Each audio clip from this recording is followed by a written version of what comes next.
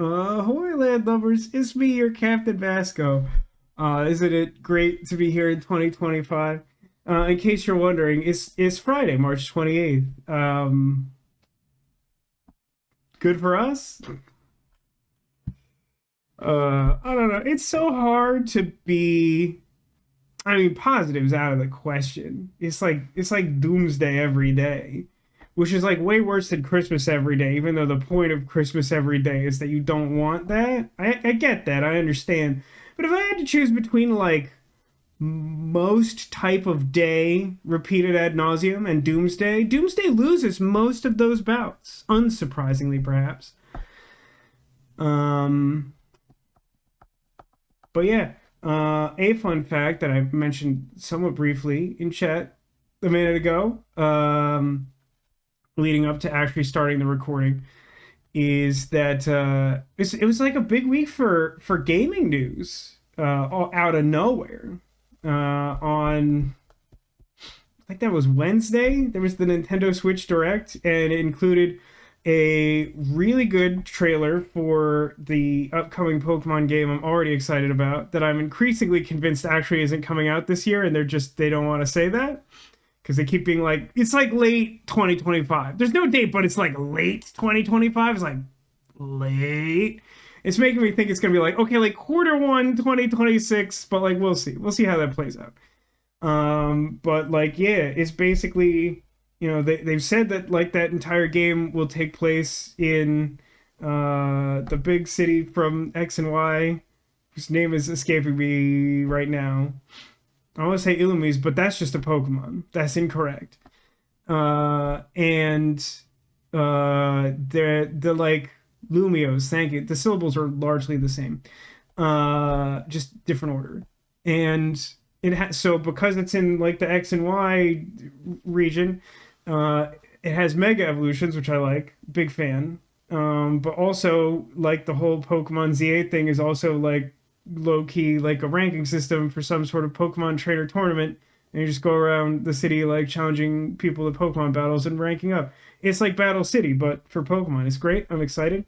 Then we got a real curveball, which if you're on the Discord, you probably already saw, which is that July 25th, 2025 is the release of a third Somnium Files game. Now, it doesn't, my instinct says that this is not a full-length game because it's not Somnium Files 3. Did Nirvana Initiative have a number now that I'm thinking of it? Was it just Nirvana Initiative? I don't know. I saw someone make the observation online that it's like the release date is literally like 3 years and a day after the release of Nirvana Initiative, which was like 3 years almost to the day after Somnium Files. And then that got me thinking that I think Uchikoshi has just released one of his own games every 3 years, regardless of all other factors, for like 2 decades or something. Maybe more. I don't really know what the release schedule for like the Ever series was, or even if that's the correct collective word for it. But like, I think like roughly 3 years before Somnium Files is when Zero Time Dilemma came out. And it's probably about 3 years before that Virtue's Last Reward came out. And I'm actually pretty sure also that 999 was like 3 years before that. But so it's possible it's a full length game. The thing that's exciting about it, the thing that makes me actually want to play it, and I know full well that I'm going to be disappointed, but the reason that I want to play it is because it actually has a good premise. And that premise also involves escape rooms, which is like the whole like Zero Escape thing and the Start of World's End Club that Uchikoshi is actually really good at, as opposed to just putting like dick jokes in a weird sci-fi mystery that strains credibility. And there's hints in the trailer that a character who I thought was really poorly treated in the second game, that like also made me dislike it disproportionately, might be getting a fairer shot, possibly. The some part of the marketing even says "seek a way out," which is literally the catchphrase from the Zero Escape game, Escape Rooms. So, like, do I know at the core of my being that Somnium Files 3 is going to make me furious and I'm gonna be mad about it? Yes. That's not even a maybe. Unequivocally, this game will make me mad. But, like, unlike some other things that I've, like, opted to play on stream knowing that my masochistic streak is largely responsible, I at least want to do it. We'll see how that goes. But that's not all. Within like 20 minutes of me learning both of those things, I got a completely unexpected update on something that I don't think anyone knows about here. Because the only way to know about it would be to really closely follow something that hasn't been relevant in a minute. Follow it even more closely than I have, because it was a shock to me that something released this week that I didn't know had a release date. And we're going to play it tomorrow, assuming that I can get it to work.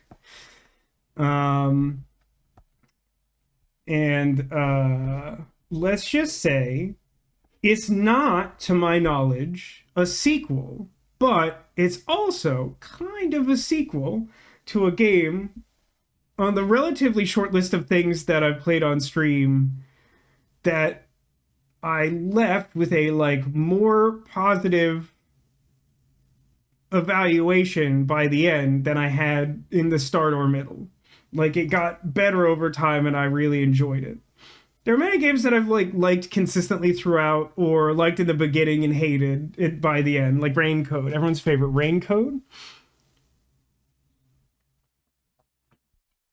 But yeah, just to throw you a couple hints, an adventure game, which we actually haven't done in, well, I guess it hasn't been that long since Wallace and Gromit. It feels like it, because every day feels like 10 years, because we're in the bad place, in the dark ages. But it's an adventure game, and also the reason that I know it released is because someone told me to follow it on Steam, which I'd never done before. And it was relevant, because now I know. I look forward to that tomorrow. You could probably figure it out if you paid extremely close attention, or I don't know, I'm assuming Demolition got some sort of notification that I bought it like 2 hours ago or something. I never really know how Demolition operates. He just, exists in the void. But before we can head on to a new game, oh, you were following it too. I see. Were you as surprised as I was? I thought that was shocking. Because, like, literally, like, I hadn't heard, like, thing one about it. And it wasn't, like, release date announced. It's like, you can buy it today. And it was like, oh, okay. Let's go over to this thing. Okay, good. I can hear it. After I had to reboot the computer, I still had to troubleshoot the thing that connects my headphones to the computer, which isn't a normal headphone port. Because, I don't know, the headphone port of this thing broke like 1,000 years ago. And yeah, that was really stressful. I'm having a good time, as usual. Citizen Sleeper. Let's pop in the game. So, one of the streams I did last week of Citizen Sleeper had like an absurdly long recap. It was like 20 minutes, I think, or something. I don't even know how I did that. Although I may possibly be misevaluating that, because I think at one point I was making that evaluation based on time codes from 2 separate episodes. So, like, that could be an issue. It feels a little louder. Did some part of this process... No, that's what it should be. I'll just leave it. Citizen Sleeper. So, I honestly struggle to summarize what we accomplished last week.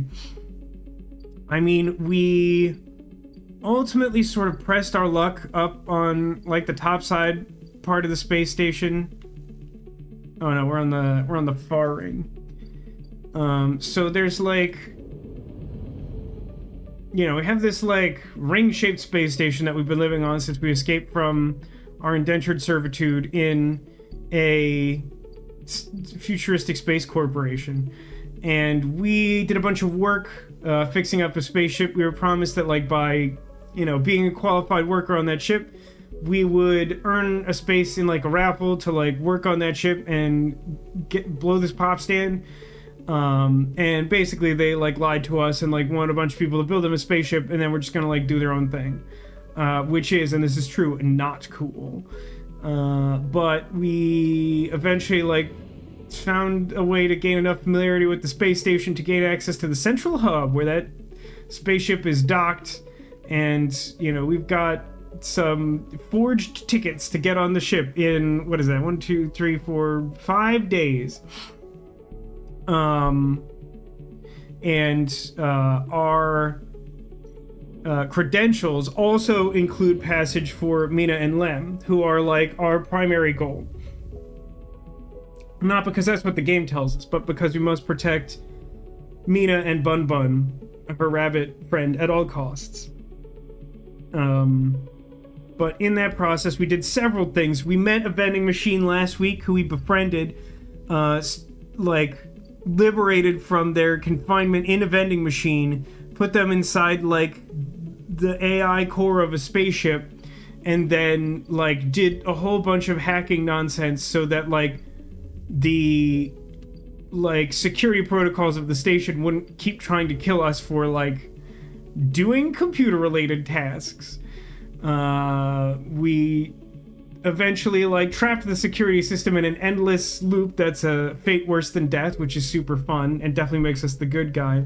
And that gave us some, like, security passkey to, like, access something here on the far side of the station, which had been, like, disconnected from, like, the primary computer systems forever. And as you can see, it's still dark over here because all it really did was give us some sort of, like, cyber seed that it's been implied if we, like, do enough farming tasks that we can plant it and, like, I don't know, question marks profit.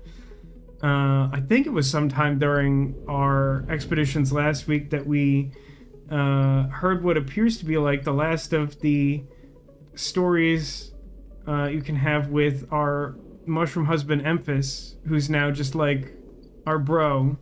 But I do hope that he will join us on that spaceship, even though I'm pretty sure that's not how the plot or anything works. The other real big thing is that, like, we started doing, like, Yatagan tasks. They're this, like, criminal adjacent, gang adjacent organization who, like, keeps order in, like, the not wealthy parts of the space station. And we, like, worked our way up through the ranks to, like, gain folks' trust, and then, like, the characters we've been interacting with who, like, represent sort of both sides of that conflict. There was, like, a doctor who was sort of, like, forced into working for them and, like, became suspicious that they had, like, ulterior motives with their operations on the space station. And there was someone who's sort of like a chief constable or something, and, like, they were pretty high on the concept of Yatagan because they believed in the work that they were doing to, like, maintain order and help these, like, underprivileged folks in this future. And it kind of turns out, like, they're both right, which is kind of what I had suspected all along. It's sort of like they are a force that's doing good, but it's sort of driven by a larger evil force who's taking advantage of the, like, well-intentioned people trying to make the system work. So then they, like, hatched this weird plan where they were just gonna, like, throw me in the deep end, and, like, try to get me even, like, further beyond trust in the organization so that I could go to, like, the dude in charge, Yannick, break into his office, like, find evidence of his wrongdoing and, like, use it to, like, blow up his spot and, like, probably, like, repurpose Yatagan as, like, an actual organization for the people or something. I think that, like, largely summarizes where we're at. So we have those credentials to get on the spaceship, but we have, like, some time to kill before going on there. And I think my plan is to sort of, like, try and spend all the remaining time before the launch, like, blitzing our way through, like, making the space station a better place to live, and then leave it a better place than we found it. That feels like a good hero's journey. And that journey starts here at Yannick's office, the thing I was just talking about. So we have to find, I forget the specifics of it, but we have to find the relay in his office that will, I think we're just like trying to like hack into it or find a way to let our companions access it so that they can find like incriminating information. And like they couldn't find it externally, so they're like, you have to go in his office, and in order to do that, he has to think you're super chill. So we already did that, and we're down to what I think might be like the final task on this storyline, and that was where I wanted to start off with today. Actually, I suppose like we got this 5 that we have enough skill points in Intuit that it will also automatically succeed. So I might as well save those 6s for possibly something I'm not as good at. I like that the succeed and fail are both find the relay, and surely one of them is like find the relay and get shot to death. And the other one's like find the relay, get a parade named after you. Not a parade thrown in your honor, but like someone names a parade after you. That seems good. You look at the countermeasure on the drawer. It looks like some kind of shock trap. If you'd grabbed the drawer, you'd likely have thousands of volts running through your system right now. You wince. I like to think that that's not us wincing in reaction. It's us calling ourselves a wince, whatever that is. Once you find the anchor points, it comes away easily enough. You prise it from the drawer quickly and quietly, then listen for footsteps in the corridor outside. Nothing. All clear for now. You slide the drawer open, looking for other countermeasures that might be inside, expecting to see a chunk of tech, the relay. But as you slip it open, all you see is a handful of wires and an empty implant cradle. So what you're telling me is the files are inside the dude? Is this some kind of mistake? You freeze for a moment, unsure of what to do next. Why keep an implant cradle so carefully guarded? You remember Yannick having an implant, a small plate on the side of his head, just above his ear. You assumed it was for hearing or vision. Those shimmering glasses of his come back to you in your memory. His strange movements, his speech. You look again at the cradle, and there it is, printed on the frame. Proprietary technology. Property of S&ARP. That's the company that we had to escape from because they owned us because we're a robot copy of a person. Rabia said the relay moved, that they couldn't get a fix on it. What if Yannick was the relay? The thought hits you like a shock. No, wait, that's actually you just touching the electrical thing. You messed up and you touched it accidentally. Yannick with a remote relay implanted in his head, networked to every single implanted enforcer in the low end. A shutter runs through you. Probably also the electricity. Is he even in control? Or has S&ARP wormed its way into the man? Could he even be considered separate from the corporation itself? You think of your own legal status as proprietary technology, a puppet with cut strings. Time to cut Yannick's strings, then. You reach around inside the cradle and find it, a remote connection, a tiny bead of a transmitter, likely controlling the link to S&ARP. There it is. You pause for a moment, then you squeeze it, snap it from the frame, and it crumples, sparks, and dies. It takes a moment before the shouts come, before the scream. And you're already on your way out, down the corridor, down through the unit that serves as the lobby to Yannick's office. Then, out onto the walkway where Yannick lies still, enforcers gathered around him, bemused. Bemused? That's a curious response. If there's like a bunch of people who like work for him, some of them probably recognize me. It seems like it'd be really suspicious of me to just like flee the scene. You push through the crowd and there he is, still crumpled. I'm sorry, was this connection like a voodoo doll? Like whatever you did to the bead that you did to the guy?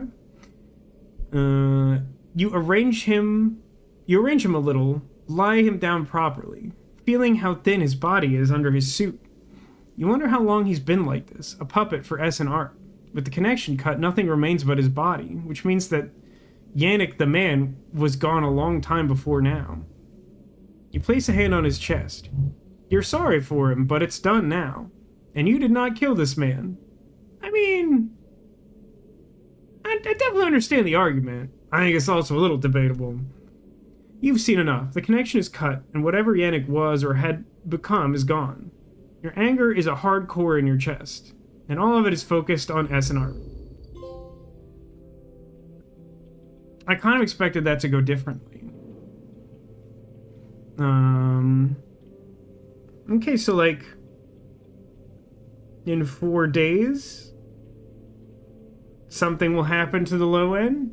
Seems a little slow, but okay. I forget. On this run, did I already buy all my stuff? I didn't. Oh, that probably gave me a point, huh? I got 3 points, huh? What do I want to do with 3 points, you think? I suppose for now I can just sit on them, and if there's like a really important check I'm a little underqualified for, then I can juice it, so to speak. Hey, here's a weird question that no one cares about.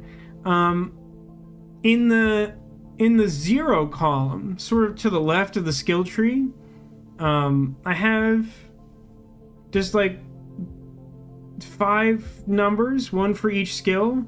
4 of them are pink. Shouldn't they all be pink? That was Big Vasco? No. This is Big Vasco. I kid, of course. Dad joke. I agree, though. It seemed really important, and that was something that I definitely wanted to get done. But, like, I think the main other thing I wanted to advance... So I did have a quest line... Do I need to do anything over here? No. Okay. This is done. It's just hanging out. That's fine.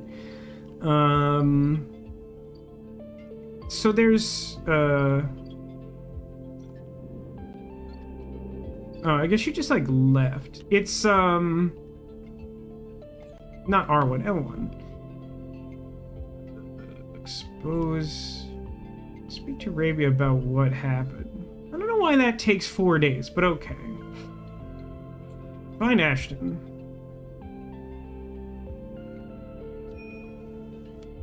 Toggle tracking on the tracking task. I don't know where you want me to go to do this.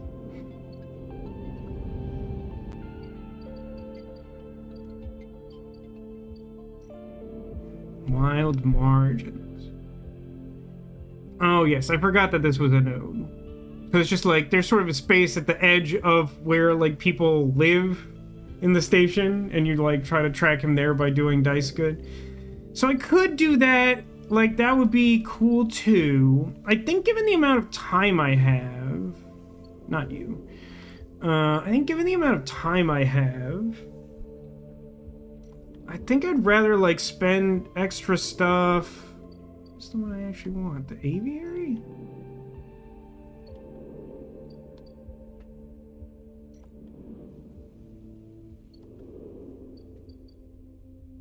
The labs? Oh, I see. I got confused because this is asking for spores and the thing next to it is looking for spores, and I thought I clicked the wrong thing. So if I get some cool spores for Rico, then like I will improve the ecosystem in this sort of like biodome section. And like not only will that, you know, make a better sustainable like food economy for the people living on this station, but like it will also advance my grow the magical computer seed track, which sounds more interesting than just catching that one guy. So I guess I gotta get some spores then, and the spores come from the groves. I would like 2 of your finest spores, please. Great. I think I needed 3, but let's just plug them in.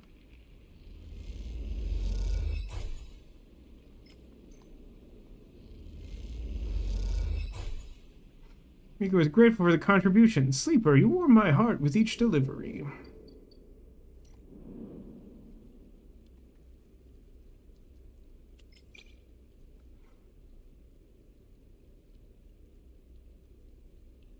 Because this isn't dangerous, I think like the neutral result is probably fine. I only need 1 spores. Do I have any reason why I would want to do like to have more spores.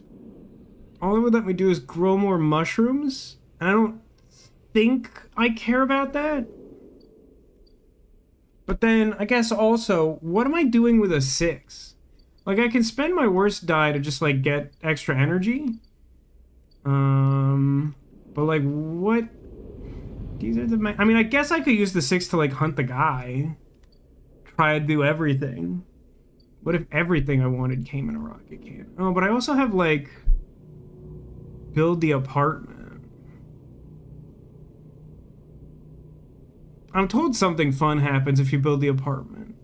And I still don't know for sure. Wow, the like rooftop part of the building that's like kind of at the top center of the screen like really gives like Raincoat vibes to me.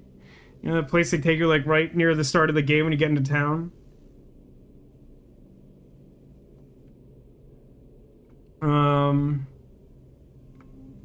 Gosh, you'd only get on a critical success. You only get +2 apartment progress, huh? That feels like a bit of a long shot, but I guess before I spend it, let me just make sure that the 5 gets what I want. It should, I think. I also have my reroll for the day. My die results for today were pretty good.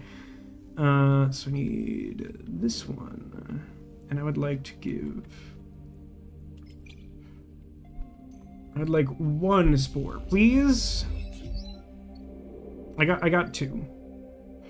We got the high roll. Legally distinct from high roll. Incidentally, did other people know that they were like making a Legend of Zelda movie? This was news to me, but I saw it like posted like 1,000 times today. And what makes me kind of insane is that like Sony is releasing it. Which like, yeah, someone's got to make it, and Nintendo's not making the movies themselves. But like, Sony? They realize that Sony makes the PlayStation, yeah? Is it real? I don't know. I think it is. It's weird though, right? Alright, something is happening. Sleeper! Rico greets you without so much as looking up from her work. I have some of yours here, come see! She beckons you over to a heavyweight-looking console wired to a series of specimen jars, some of which contain your spores. What does it say? I don't know how to read spores. The spores you have here are a real cocktail, a selection of types from within the groves, but I've been able to isolate a few. Here we have Trichollama matsutake. Rico breezes through the Latin and Japanese pronunciation as if it was nothing. The species Solheim somewhat modified for use on the station. She brings up a panel on her console showing a chemical composition, all gradiented bars and obtuse acronyms. This is the composition of the Solheim modified matsutake spores. Am I supposed to understand? I'm not a mushroom guy. I know a mushroom guy, but I'm not a mushroom guy. Not entirely, no, but I think you'll understand this. Rico brings up another panel, identical in layout, but with wildly different colors and numbers. That's a relief. I thought for a second that she was just gonna shoot me. Like, you'll understand this. Just like takes out a gun. Call an ambulance, but like not for me, brother. You see, this is what your matsutake spores look like. You were mistaken. I don't understand. No. Look at the composition. They're like totally different. Rico glances at the specimen jar as if it might have something to add. They're like fundamentally the same spores or whatever, but they carry different chemicals and different signals. She leans back and sighs. Solheim may have introduced their own tweaked versions in the beginning, but the groves have and still are affecting them. In what way? It's hard to tell without samples of fully grown mushrooms. Oh, good. She meets your eye, and herein lies our problem. She moves to another desk where 2 trays sit side by side. The first contains nothing but plant mulch. The second you smell before you even look at it. The pungent aroma of fruiting matsutake, like rotting, sodden overalls laced with an edge of spice. That sounds bad. Why grow or eat those? The matsutake here are grown from Solheim stalks, pulled from a spore vault in this complex. They are delicious, by the way. She sets them aside. The empty tray is germinated with the spores you collected. No activity, no germination, nothing. but the groves are full. Yes, they are. Rico looks at you directly, and suddenly you realize how much he's enjoying this. So here's our puzzle, Sleeper. Spores from the groves won't grow in the lab. But gathering fruit bodies from the groves is too unpredictable. We need to grow a fruiting body from some of these spores so we could track it and understand it. In short, I need you to become my mushroom farmer. I already started. Rico looks impressed. Well, an eager mycologist. What did you say to me? I'd never have guessed. I assume you set yourself up in the aviary? It's a place we set aside for people to just like harvest mushrooms or whatever. I don't know why like all this vacant space on the station is just like up for grabs. I've been eyeing that place up for its proximity to the groves. Bring me whatever grows, not just Matsutake. There's more than a couple variants in there, so I'll need plenty of samples. God, that sucks. That's so annoying. These little things are reflections of their conditions, their smell, their taste, their chemistry. It all derives from the conditions of their growth. She smells the cap. Enough of these, and we'll have a picture of what's happening here, of the ways in which the biosphere is modifying itself, or being modified, whichever the case may be. Rico pops the Matsutake cap in her mouth, taking you by surprise. No way, Sniper, she says, chewing. If this turns out to be a dead end, I'll make sure that not a single mushroom goes to waste. Gnarly, bro. So, can you translate that into like an actual task? Okay, I see. You would like one of this type of mushroom that I have.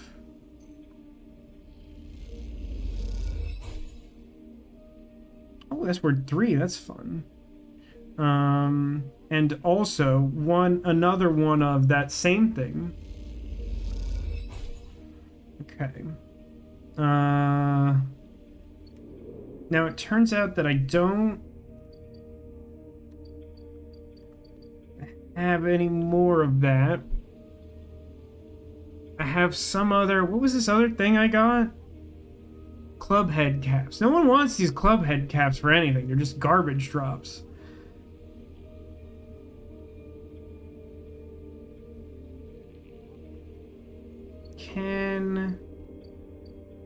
So, like, I kind of don't... Even if I, like, got more spores for the aviary, I think it would take, like, days to harvest it. I'm kind of not about that life, is the thing. But, like...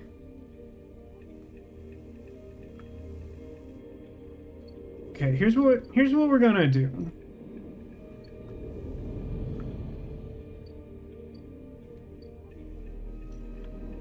I spend my 6 on this apartment as 2 progress. And I'm gonna roll this 3 because I think I'm basically, if I get a good enough roll, then I'll try to like forage mushrooms. But if I get a bad roll, then I'll probably just like get like energy resources at the commune or maybe some money that I don't know if I really need money anymore, but might want it. Okay, I got a 1. It's very bad. So...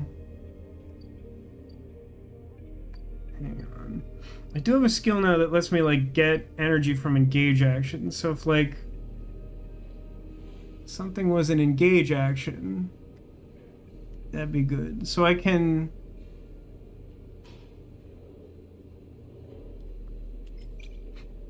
I mean, I have a chance at getting both energy and money from this. I don't strongly need either, but having a little bit of both would be great. So I'll roll this, I think.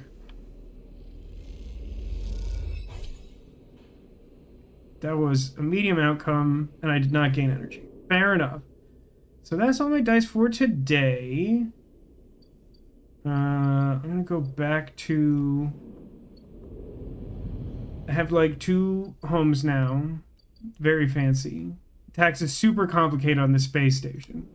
Sorry, I think I was talking about the tax stuff before I started recording. Don't worry about it. I did my taxes. Hooray for me. I'm going to spend a scrap to not deteriorate and keep having lots of cool dice. Like, I don't... Like, this is my main use for scrap now, I think. Maybe I'll be punished for that at some point, but For now, it feels like a good use of resources. And I left that screen for no reason because it's bedtime.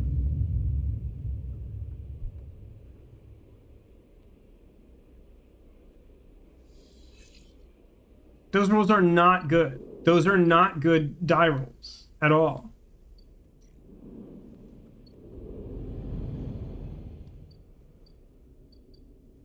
So yeah, I'm gonna need some more time to advance this.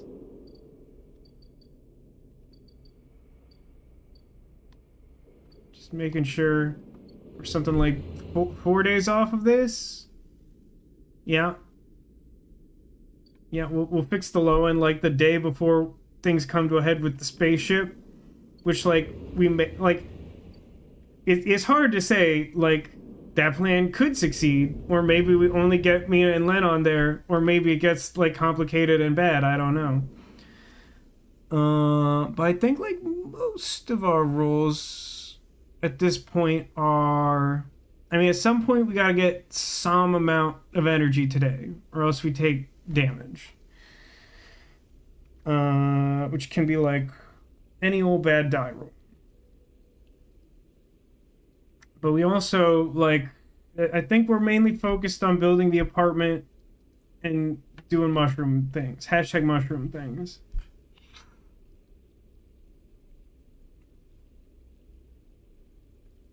So...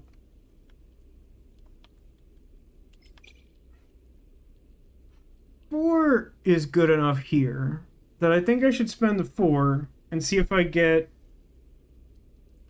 I mean, I think a neutral will... Oh, dude, condition damage? Well, I mean, the fail is condition damage. But usually, well, sometimes it seems like neutral on danger does, like, a lesser bad thing. But, like, what would be, like, lesser bad condition damage if, like, the fail state is 1 condition damage? Like, an energy damage? Does it scale like that? I guess there's one way to find out, and it's to be mad at myself for finding out.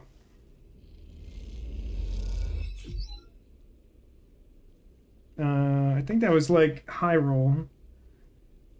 So I got 1 caps unit.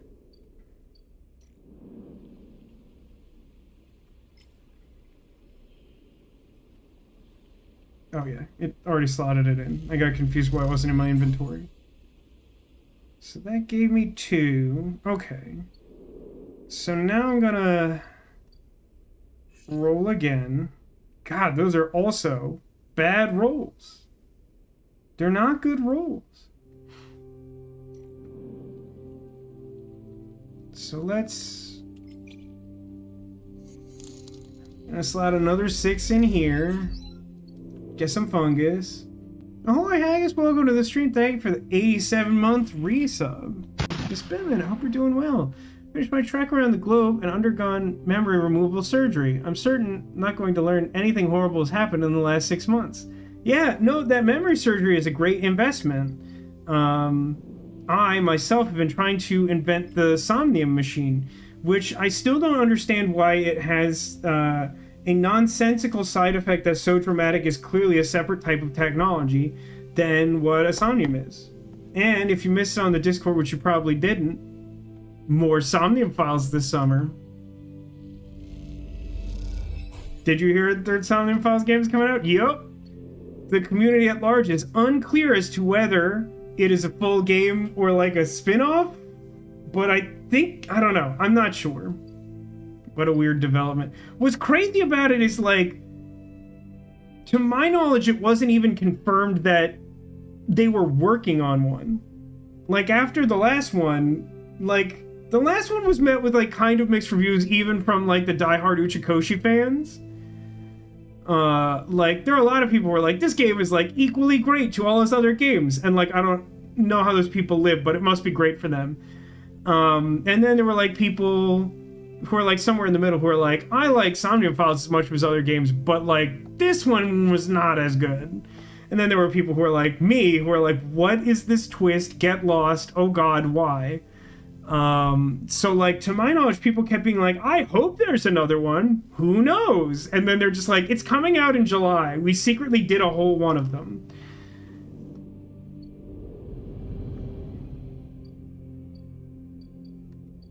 What are the stakes on this? It's risky, huh?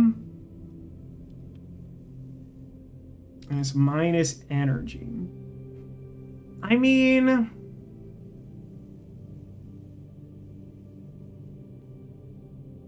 I think it's fine to roll a 3 here. Like, it might not be great, but, like, my die rolls today are bad. Yeah, minus energy, sure. So, let me do...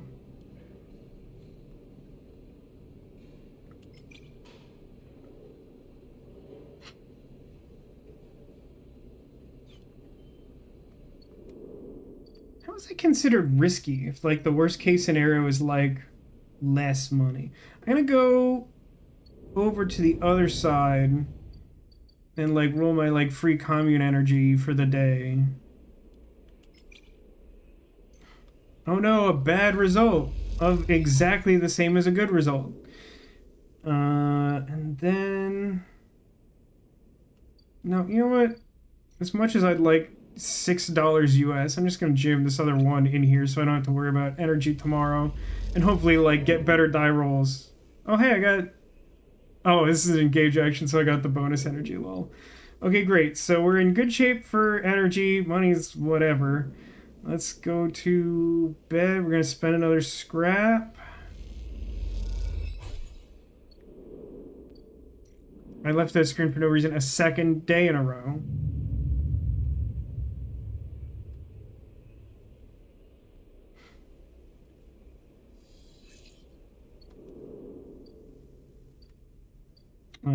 These dice are better dice. Go ahead and give me this +1 to have like a super good time foraging for mushrooms. And I think that will do something if I click the right space.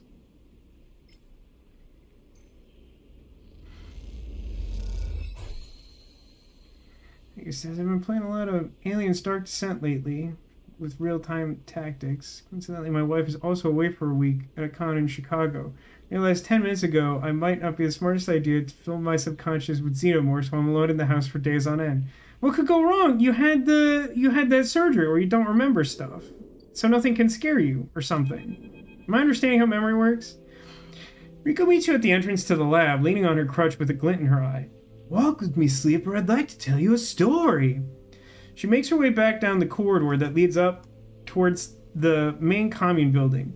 When people first crossed what we call Founder's Gap into the Greenway, they did so against the wishes of Andre Erlin. At the time, Erlin was trying to stabilize the Union and establish control over the Eye in the wake of Solheim's collapse. It was chaos. Competing factions, failing systems, so many dead and injured from the riots, that was his priority. Listen. You both crossed through a glass-roofed tunnel, the greenway outside crowded with vines and branches, dappling the light. Erlin had written the greenway off, cut off from the rest of the station and linked to a broken spoke. He claimed it was only a matter of time before everything here would die. He refused to let anyone abandon their duty to the Union and cross. They were traitors to the cause, or as good as. Rico continues making her slow but steady way into the inner gardens of the commune. There weren't many of us, but we believed what was here was worth saving. We had to keep our plan secret until we crossed, and some of us left people behind. She pauses to catch her breath, voice cracking. It is difficult to know if effort or emotion. What we found was a disaster, nothing like what you see here. Half of the greenway was leaking oxygen into space. That seems like a largish problem, like not sustainable, and if you came here you would be dead.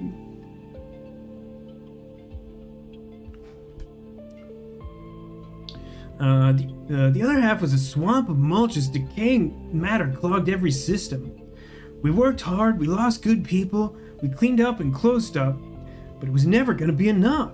After many, many cycles, we all knew this place was doomed, but we kept on working, talking less and less because we couldn't face it. We all developed a death wish. If the Greenway was going to die, so would we. But it didn't die. It did not. We crossed some invisible boundary, tipped some biological scale and the greenway started to recover. Plants flowered, crops sprouted. For the first time, we reaped the fruits of our labor. Literal fruits. We thought it was us, that we managed to do enough to end the cycle of decay. I thought we had saved the greenway, until today. You pass into the grow beds of the commune, rich with hustle and bustle of Haifa members planting and harvesting. For a while, Rico is quiet, and you both simply observe the hypnotic movements of the work crews, the eager chatter washing over you like a wave. Rico smiles to herself. I should have known, of course, that our arrogance was unfounded, but we needed to believe back then. We needed a myth to bring more people across the gap. You move into a smaller corridor, Rico following some direction unknown to you. What you have shown me is that back then, the greenway saved us, not the other way around. Tell me, have you ever consumed one of the matsutake or gyro caps you've been growing? Yes. I had a guy cook them real good. He's my husband. I love him. I imagine they were delicious, nutritious, almost uniquely so. After all, they were designed for you.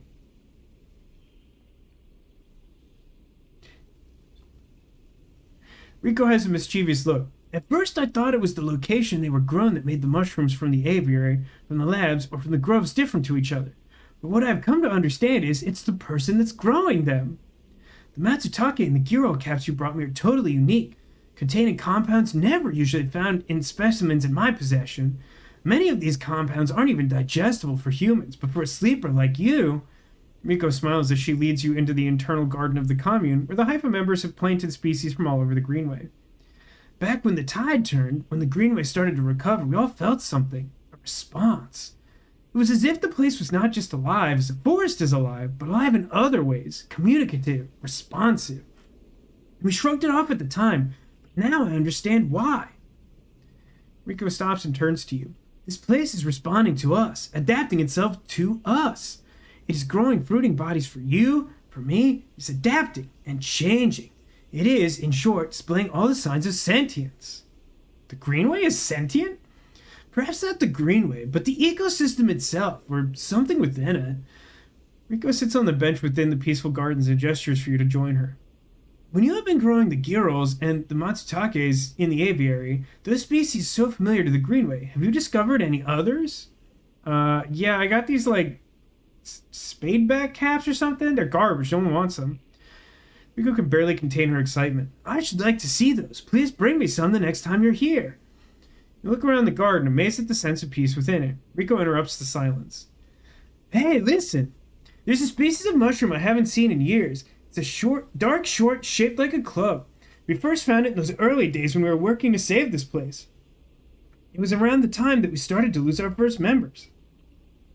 They were succumbing to some infection, some mold growing deep in the dark mulch that drowned this place. At that point, we thought we were lost, and that these mushrooms emerged from the same black mold. We tested them and saw that they contained some compounds that counteracted the mold. They contained an antidote. Of course, as a botanist, I saw this as part of the natural process of the ecosystem, even if the timescale seemed absurdly short. But what I'm wondering is if that antidote was a gift. Perhaps if you're patient, you'll receive your gift too, Sleeper. You both sit for a while, annoyed that the game won't let you just hand the mushrooms to her. Rico's seemingly done telling stories for the day. You watch the light playing off the leaves and plants around you, and wonder what forces could be at play in this place. The force that joins us all? After a while, you stand and leave with a quiet nod to Rico, leaving her to her memories. Then you immediately turn around and give her those same mushrooms she just asked about. Uh-oh. She needs 3 and I have 2. That's not good. It does clear up some inventory space, though.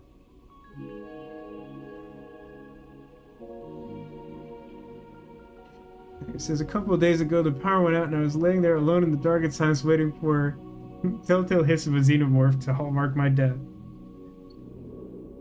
Have you tried something slightly less stressful before bed? It can help. You see, the thing is that I don't want to do more spores. That is why you're here. Oh, that's nice. That's very kind of you.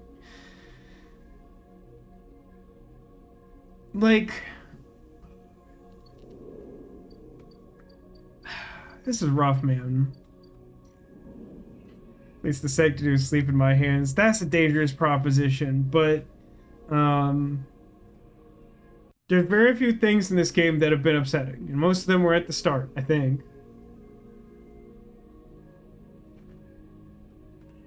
But we did talk about there being another Somnium Files game, so your mileage may vary about how traumatizing that is in and of itself. I mean, I guess I don't know why I have a spare spore. I don't remember having it.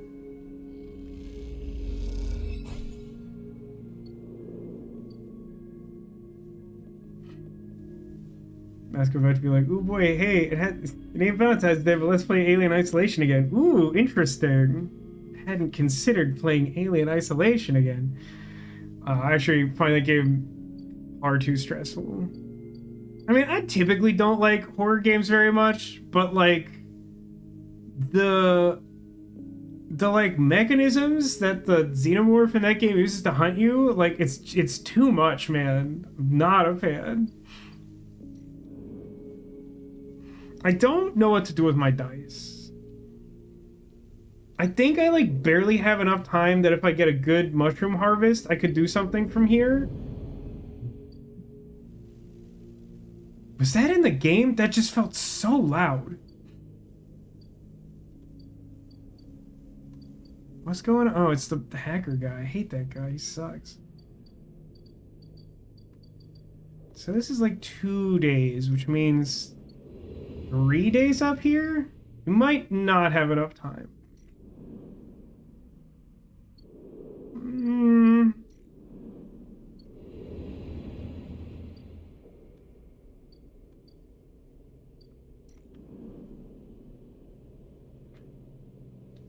Let's think about this. In order to succeed at this clock before I leave, I would need to have 3 more critical successes. In order to succeed at the mushrooms, I would need to have like a critical success today. I guess there's more breathing room on the other thing. Let's get some spores and hope for the best. Classic 7 overkill. Okay.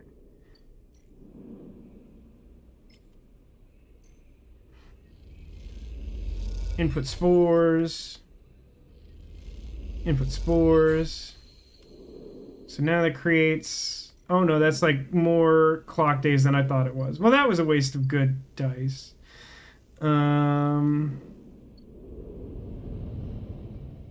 He says, my wife would kill you if I got killed by a xenomorph while she's away. I mean, on the one hand, like obviously. On the other hand, difficult to pull off, really, frankly. I'm talking about the xenomorph AI in Alien Isolation. It's controlled by 2 AI. One knows where you are and feeds a hint to the other. That's so sinister, and that, like, I don't question that for a moment. That makes perfect sense. It's an interesting way to do that, and explains why I hate it so much. Because, like, it's like the inconsistency of it that makes it feel more stressful, but, like, it's also one of the things that I think makes it one of the more compelling, like, horror villains in a video game. Because, like, in a lot of horror video games, like, once you, like, dig a little or look it up or play the game enough, like, you'll have enough information about, like, how it functions that you'll, like, you won't actually know how much danger you're in, but, like, the fact that it's not consistent, like, makes it a lot scarier, because you can't just be like, oh, if I, like, duck in this corner, it, like, can't find me due to some, like, bug or something. It's like, nah, it could always maybe find you. I don't know.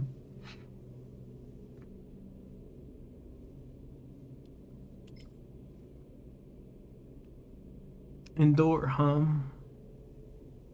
Endure's not, like, a particularly good skill for me.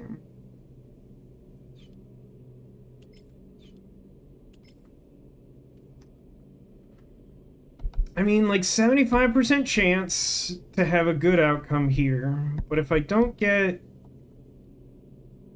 Double plus. It'll take ages. Not to be full Giger brain, but Alien Isolation speedruns are so fun to watch. I believe that. I don't think I've seen anything that would close to qualify him.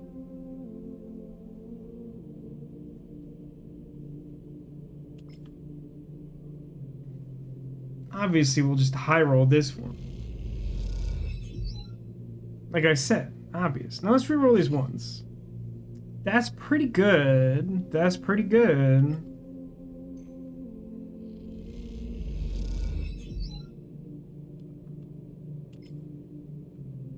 I just wanted to say, we're all counting on you. Okay, good. Squatter's rights, got a thing. Probably got an upgrade point. Repaired unit. Self-repair. Oh, I could just stay here, obviously. Feed a stray. There's signs that a stray animal has been nosing around near the unit. A handful of chits for some crackers should bring it out of hiding. Well, we didn't patch up the apartment not to spend a discounted $3 to have a pet cat or, I don't know, space possum or something. I guess it's fun to see people play, people having so mastered the game that they have no fear. That is that is the nice thing about speedrunning in general, is like it's just a different level of skill. Like you can enjoy the game on its own merits, but like seeing someone play at a high level is always just something different. Yeah, a possum, a space possum, of course. $3. Stray fed. It is a cat. Of course it's a cat. It's a low-end cat.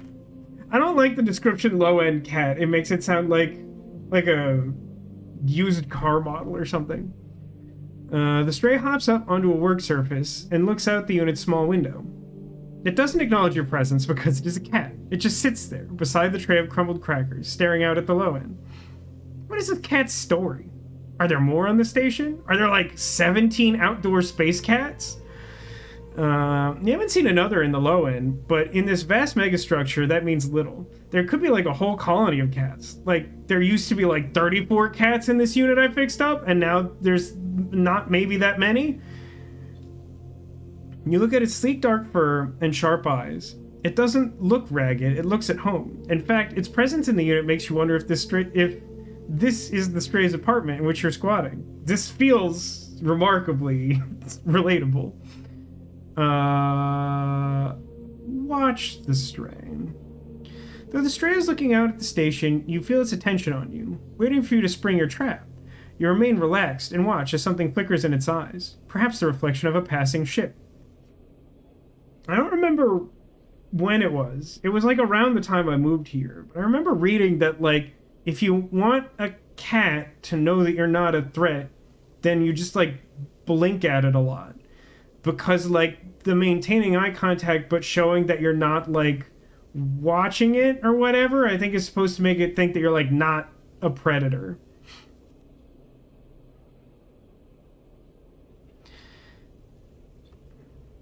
The stray settles a little and starts eating, picking at the broken crackers. You don't remember ever having been this close to an animal. It triggers something in you, a recognition of a life totally unlike your own, but still somehow connected, parallel, even interwoven. Stray licks the crumbs from its fur.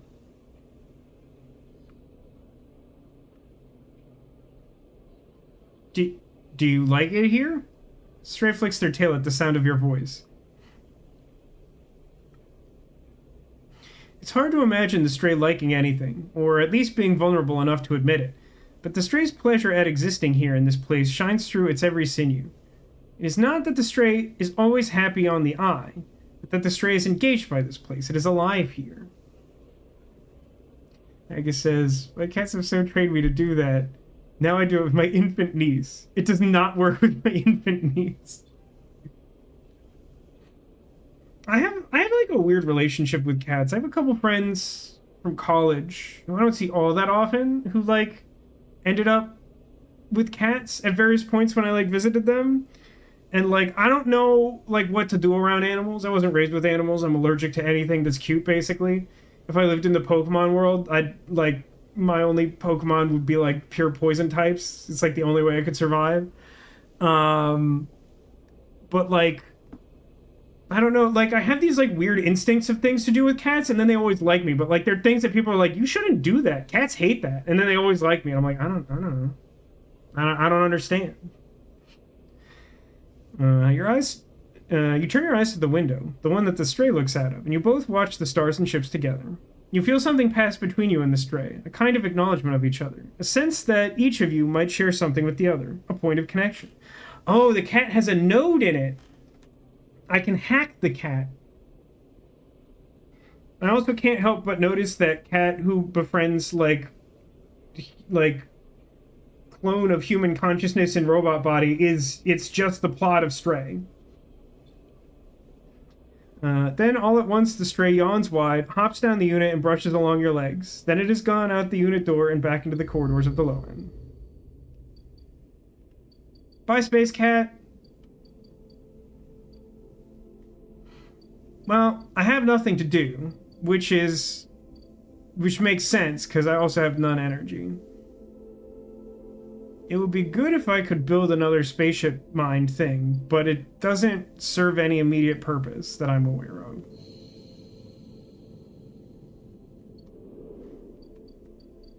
I was gonna go all the way back to the other station to sleep, but I cannot do that. I mean, I'm allowed to do that, but I can opt to not do that. You understand? Because I just made an apartment.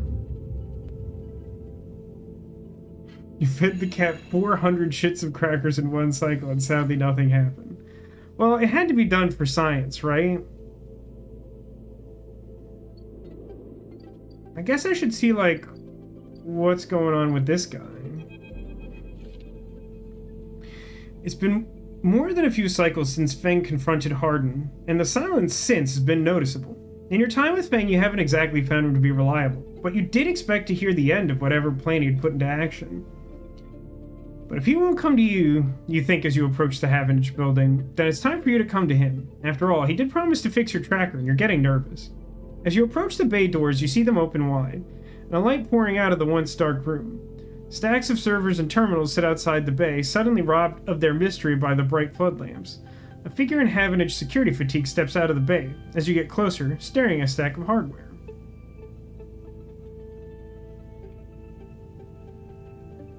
Approach. As you get closer, you see the security officer taping up machines from Feng's stash with what looks like hazard tape. This isn't good. I don't remember...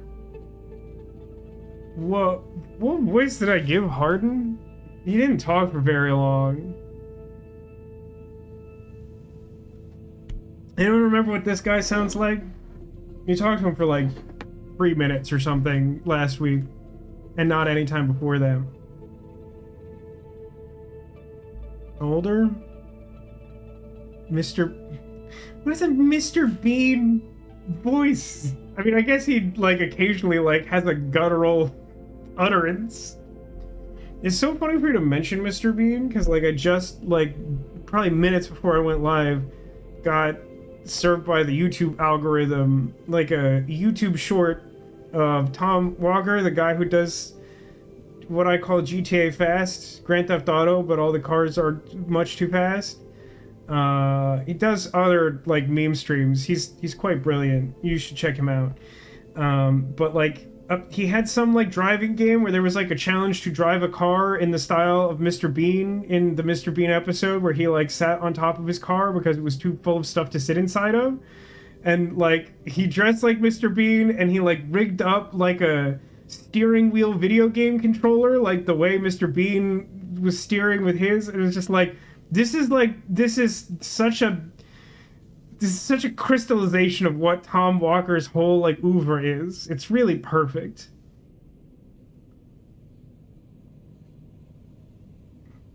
You've also seen Tom Walk? I believe you mean Tommy Salami.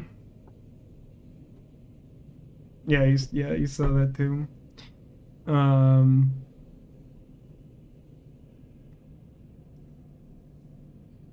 For some reason, I'm inspired to try and do like a vaguely like foghorn leghorn Southern, like a more aggressive older Southern.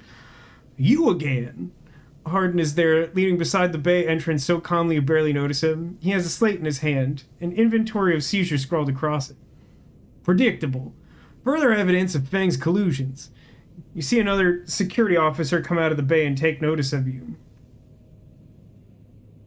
Hardin. Hardin pushes away from the wall and comes closer. Don't worry, Sleeper. We have all the evidence we need. Confession won't be necessary.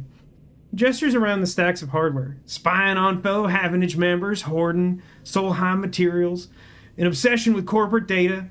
It speaks for itself, does it not? Stay silent. Nothing to add? He looks up at the glass roof above and the stars beyond. We're the ones that provide the oxygen you're breathing, the light you're seeing, the systems you use every day to live out your cycles. This place was hard fought for, Sleeper. Took work, diplomacy, strength to stop the eye descending into chaos after Solheim collapsed. Not blind conviction or self-interest.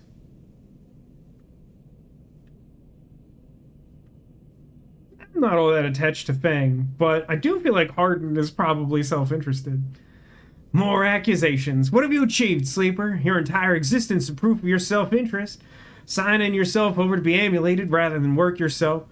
Whether you remember it or not, you suffer from the same short-sighted perspective as the person you were copied from. You see, Sleeper, we are proud of our history here. Andre Erlin and the rest of the Union founded this place, and Havenage has welded his values into the station's very walls. We will never turn away the hard-working, the just, the true citizens of the Eye. Havenage aren't a gang like Yatagan. We aren't pirates like half the spacers you'll meet in the hub, or esoterics like the Haifa radicals in the Greenway. We are the backbone of this place, proud and true. Hey, I noticed that everyone says that about themselves. We named Erlin's Eye, Sleeper. This is our station. So please, take your false accusations elsewhere before I decide that I need that confession after all.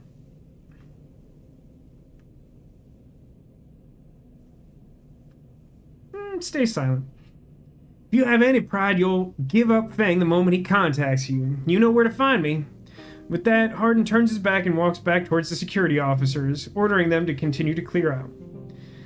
As they do, something catches your eye among the server stacks. A crumpled, hand-printed box of synthetic chewing gum, a penguin character grinning from the brightly colored card, and scrawled onto it a speech bubble reading, "Take me to Tambor." Take it.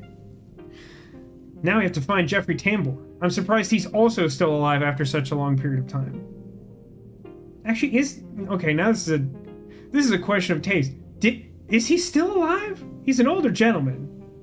I don't know if he's still alive at this point. Neko says she ate too much food today. I've been having a weird food experience this week where I've been like struggling to maintain my weight for a while. And been like trying to be very conscious of the food I'm eating. And I realized that like gradually over time, I'd like increase my like lunch serving size like unwittingly.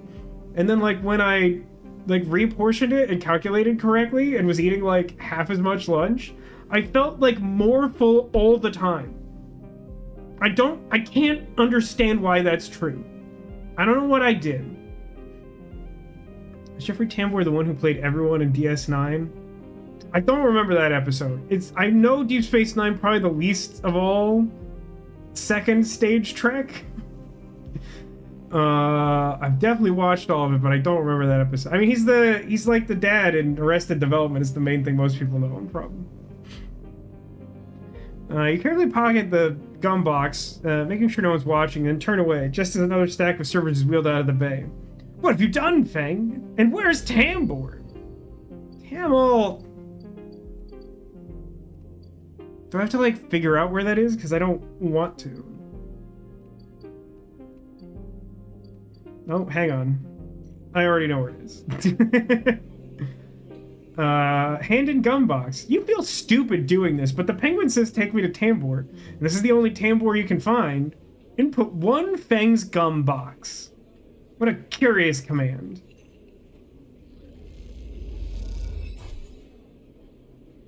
Minus gum box. Gain. Jeffrey Tambor is still alive. Oh, that's good. I definitely would have felt weird about that joke otherwise. Something is happening. As you go to leave the Tambor tea house, a hand falls on your shoulder.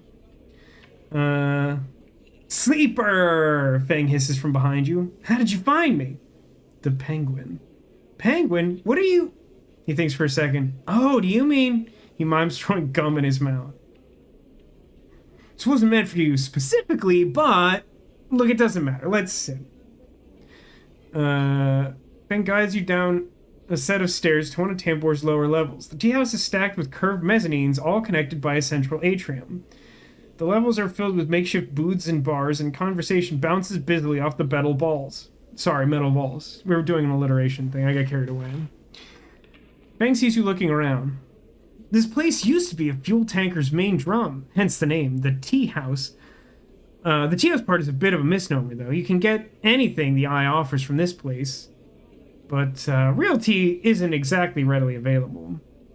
He picks a booth. It's self-fashioned from some old salvage tanker container lined with spongy insulation foam, and collapses into it. Looks around furtively. Don't suppose you've seen any Havenage types. Havenage? They don't usually come out this far. I also kind of forgot Fang's voice, but I know it wasn't super stylized. It was kind of like boisterous, sassy or something. Hey, what's going on? Well, I'm suspended. That's the first thing. And the second thing is I'm pretty sure Hardin wants to drop me off the rim of the eye. It doesn't bother me, though. It shows me hit a nerve back there. He picks a scrappy, hand-scrawled menu off the table and tosses it over. What you drinking? Why so unserious? You know any reason why I shouldn't be? Leans in, suddenly concerned, but then waves the idea away. Hold that thought. Let's order first. Fang is right. The menu is ridiculous. There's at least 10 different infusions, most of which you can't make out, but the paper is dominated by an extensive complement of esoteric alcohols and cocktails. Black tea is listed without a price as a seasonal specialty. Hank says, Vasco, I don't think I've asked, how's life been in Florida aside from, everything? Well, obviously, everything is bad. That's not unique to Florida. I would say that, yeah, it's nice having my own house. Now that, the majority of, the things you kind of have to do immediately after moving into the house are settled, I would say that, the inconveniences of being a homeowner are largely outweighed by having a home. That's been nice for me. Perhaps primarily having something that passes for habitable human air conditioning has been really nice. The weather hasn't been as bad as I expected. It has been humid this week, but it hasn't been as humid as often as I would have expected. The people, this seems to be a nice area. The vast majority of people I've interacted with here are nice and not radical or, as problematic as I had some concerns about.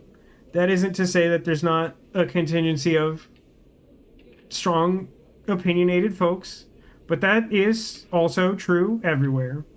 I mean, there was a pretty high profile personality of that regard at my office in an adjacent department to mine when I still had a physical office. And that was in California, so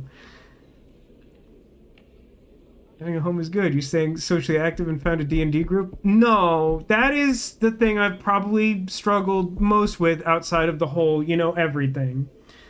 Stage one of that is that when I was busy managing all of the, urgent, immediate to-do homeowner stuff after moving in, I feel like I kind of, fell out of touch with a lot of people that I've been largely doing a better job of keeping in touch with.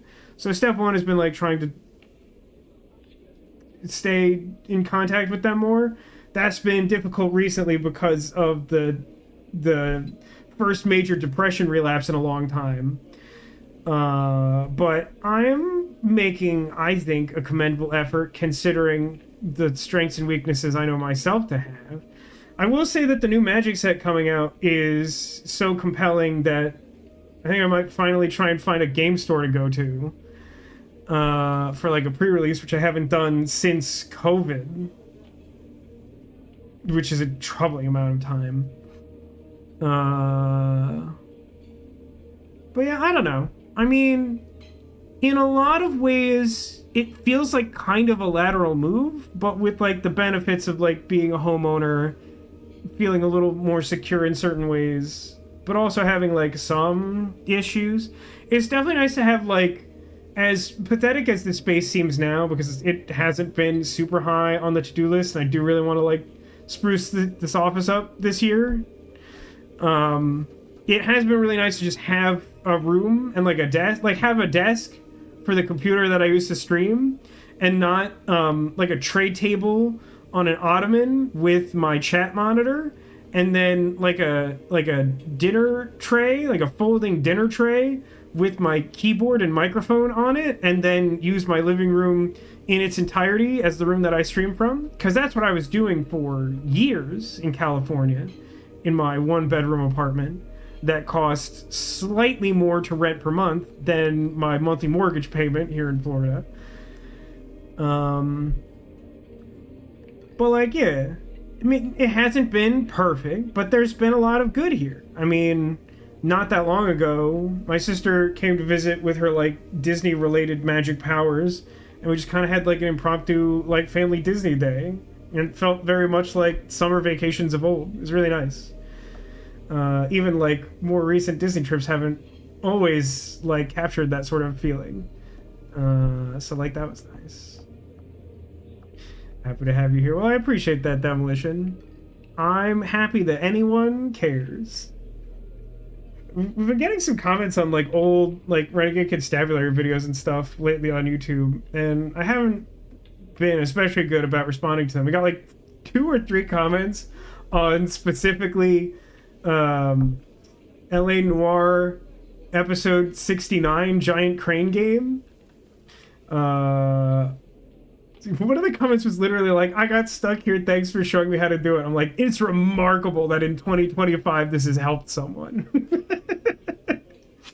Like, that's outrageous.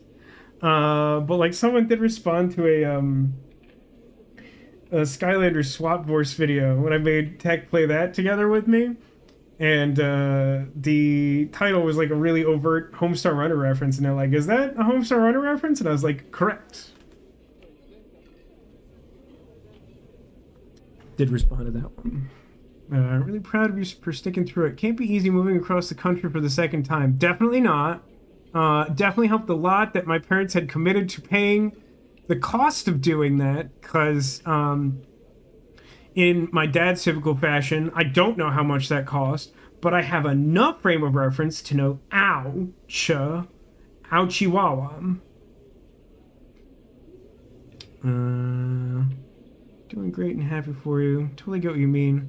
Wife and I moved to a house. We went from the in-laws. Oh, that's nice. Almost a year ago, and it's really nice not to be in a single room. Yeah, it's surprising how big, like, this isn't a huge house by any means. I think it's a very nice house for a first house in this day and age. Multiple times I've had, like, contractors or other people to the house for some reason, and the response is, like, I think almost 100% like hit rate of like, this is a nice house. But like, even though it's not a particularly large house, like, it's my house and it's not a single room. Anyway, yeah, I was honestly like reflecting a little bit on that the other day, that it was just like nice to be in my own house despite some things going on. And I know I've complained about a lot of stuff. Like, I know you missed it, Haggis.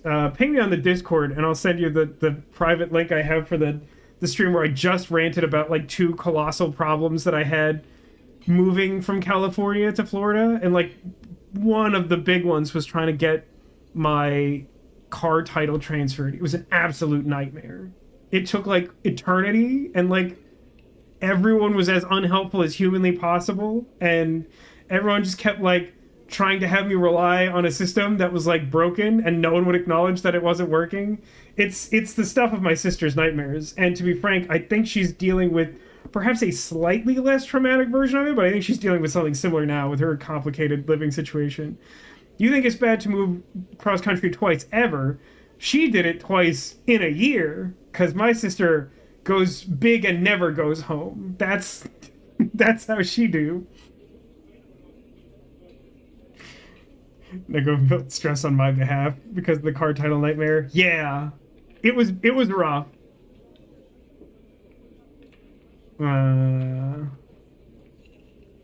That's also true. My parents are, and this is factual, zero point 0.9 miles away from me, and this was not planned. I mean, like the plan was always that like the parents would pay like the moving costs and help with some other financial stuff getting settled here if I moved with them so that we would be in the same place because they're retiring and it's nice to have someone here.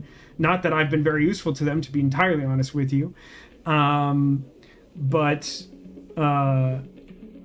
we both sort of independently did like scouting missions among available properties at the time we had to move. And I found this place that I liked, and they found a separate place that they liked. And then once we had done both of those and largely settled on the individual place we wanted to live, I was like, hypothetically, how difficult would it be to get from one of these places to the other?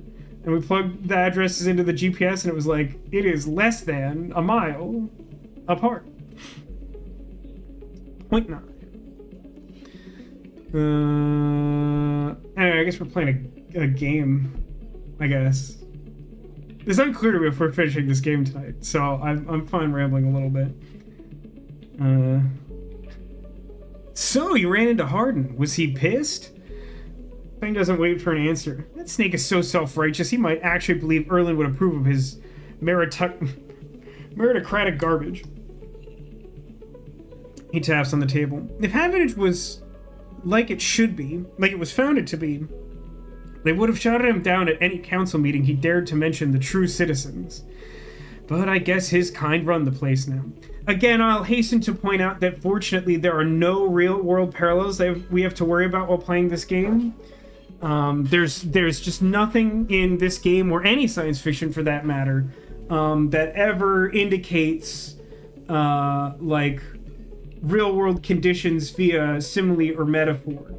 That's why, as you'll note, with absolutely no irony, that there are people within like the past 2 years who've been like, wow, Star Trek got woke, not realizing that Star Trek was founded on being like the wokest crap imaginable, practically. Certainly the wokest crap that you could get on network TV when it first aired.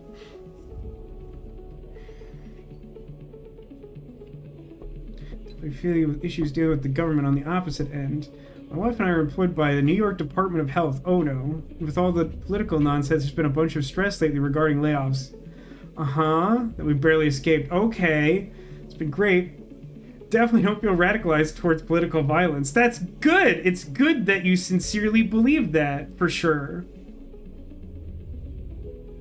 Possibly the furthest I've been in my entire life. Yes, smiley face, indeed. Definitely acknowledged and understood.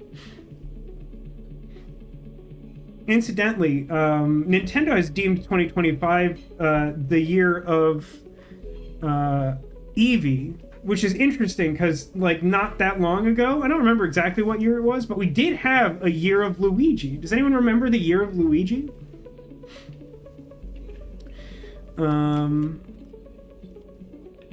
Young woman with a vine tattoo snaking up her arm turns to you at the booth. Now, in the future, I don't know if that tattoo is literally snaking up her arm. That's entirely possible. Your order? You skim the menu, your eyes glazing over. Time to pick something. Oh yeah, give me a gyro. I might be able to purpose that for some sort of mushroom task. I'm sure it won't. Luigi Death Stare meme? What is that from? I probably know this. I can't say I've followed the year of Luigi as closely as I did the year of Eevee. Or have the year of Eevee. It's ongoing.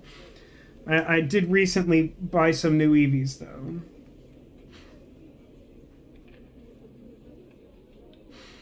I'm gonna order the gyro. I don't think this will have any mechanical consequence. I imagine I get like more interesting dialogue options if I choose the other ones, but I'm gonna just choose the one that I like to imagine could possibly help my cause. Feng taps the table to order the same. And you? She begins, looking to Feng, but sees him, suddenly stops. What the? Feng shrinks a little. You're supposed to be working. This is your shift. He grins sheepishly. This is not my problem. Look, Jenna, let's just say this is my break. My friend here has been through a lot. Jenna looks between the two of you. Even though I don't want to be involved, I'm very socially awkward, and I think I would wave. Feng doesn't look pleased. 2 minutes. 2 minutes, says Jenna, pointing to Feng. Only because I don't want to get dragged into whatever this is. What? Feng stretches out in the booth. You know how it is. We all have to eat. Plus, this is the best place around here to find a person you might be looking for. Such as who? Remember that web of connections that Hardin pinged the moment we confronted him? Those are his collaborators. And we want to understand what a Solheim executive might be getting up to in the eye. Those are the people we have to find. Feng is almost whispering now. There's a couple of them that I suspect are in the low end, and, well, almost everyone in the low end comes through this place at one time or another. Brings a modified slate out onto the table. I've set this up so that when anyone with the network signature I'm looking for comes in close proximity, it'll mark them. Once they're marked, we can break through their access protocols and get the good stuff inside. We just have to find them first, hence me moonlighting as a waiter. Suddenly a smile grows across his face. Wait, I have an idea. Oh no. Look, I can't cover enough of the low end on my own, and so far I've had no matches in this place. With the two of us, we can cover more ground. What am I getting into? Well, we need to get you out and about in the low end, in close proximity to as many people and residences as possible. And it turns out my friend Minji needs some help with deliveries. As in Minji Express? Say, I already know him. Perfect. Feng places a tiny receiver on the table. This connects to my slate and runs the same marking protocol if you ever near any of our targets. So all you have to do is take some delivery ships for old Minji, and soon we'll have the place covered. Feng, don't give me that. You think I like working here? Thought you could use the tips. We're in this together, right? Sincerely, are we? You promised to help me, and you've done nothing but capitalize on my time, you goon. Yes. You think Hardin is happy to have you wandering around this place? He might have let you wander off for now, but I'm sure he has his eye on you. This is on you, too. Feng slips his slate back under his clothes. Just head up to Minji Express, take the delivery shift, and we'll see what shakes up. You manage to find anyone, extract any data, bring it right back down to me. They have me on double shifts, so I shouldn't be hard to find. Jen walks past carrying a tray of drinks and sharply catches Feng's eye. I don't think she's bringing you your drink. He stands up. I think it's time we called this meeting to a close. You grab the receiver from the table and slip it into a pocket. You pick it up and put it in your purse. See you soon, sleeper. Stay safe. Feng as before, turning and walking off towards the bar, whistling as he does. New drive discovered? God, what a... Okay, hang on, I'm up to 4 upgrade points? Surely I have something to do with those. Alright, 1 more day for this, which means 2 more days upstairs, and which means we're not getting mushrooms in time to do anything. I guess that means that we should advance the find the guy? Is there anything else for us to do that anyone, like... I mean, I guess it's true. We could, like, actually try to advance this, but, like, it just gave us a new drive. There's, like, no shot that we get this done before we have our, like, window to maybe leave the station.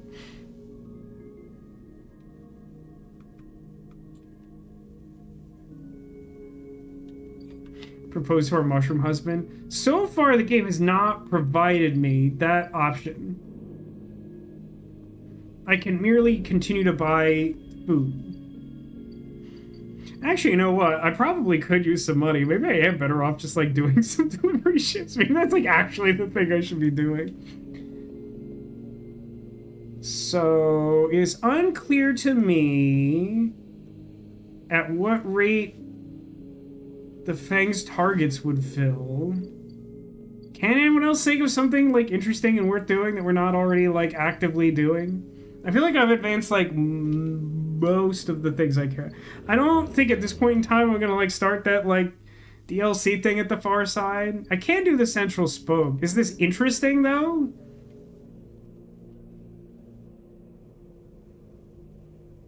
Because, like, I'd have to commit to it, like, pretty hard.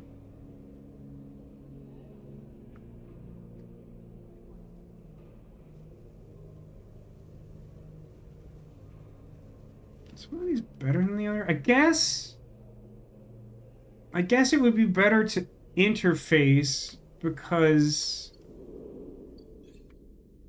interface is the one that gives me a small chance to get extra money rather than extra energy, which isn't as big a concern.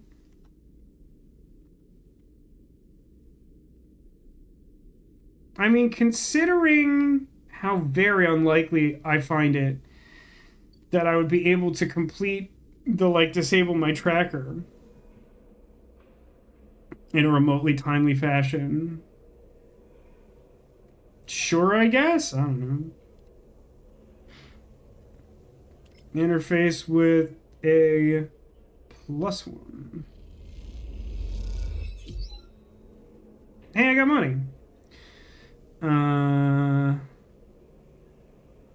that gives me, sure. If I commit all the good die rolls I currently have here, I can open up this place or whatever. Wow, I got money again. That's really nice. And then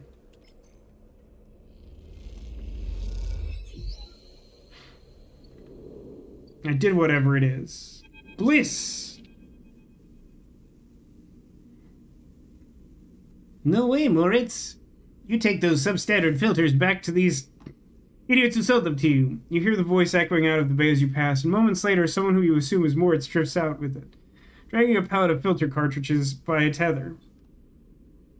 Hey, you out there!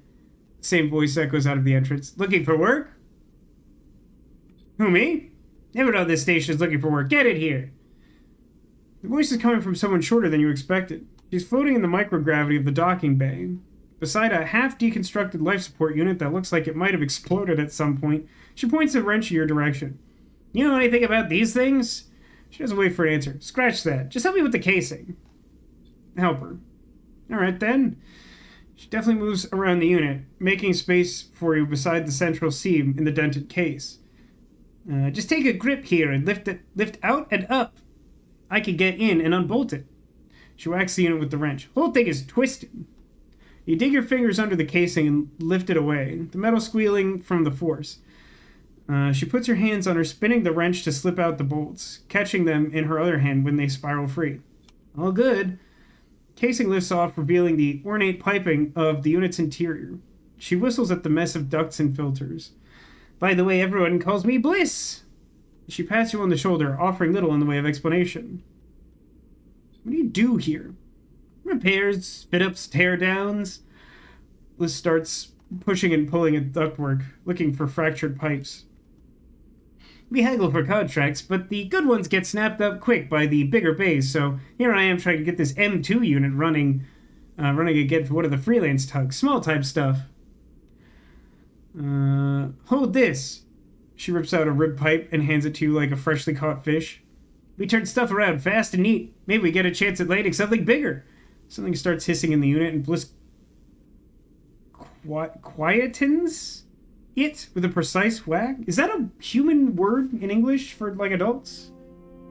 Quieten? Isn't it when you just quiet something? Quietin sounds like a fictional drug for, like, a Mad TV sketch or something. Or like, didn't SNL have Comatose? It was basically like NyQuil for like when you felt bad enough that you literally wanted to like hibernate until your body recovered. Yep, to be honest with you, the way things are going, I can already see the other crews licking their lips, ready to take this place over. I'm almost out of luck. Tell me what happened. Long story, some people just can't keep promises.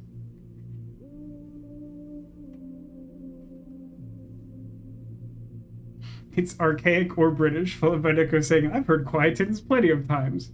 So perhaps British English. Perhaps. That may be the answer. She keeps working, twisting his side pipes with care. There we are. Liz pulls her hand from deep inside the unit, and out comes, clutching a lumpen cube, scorched black.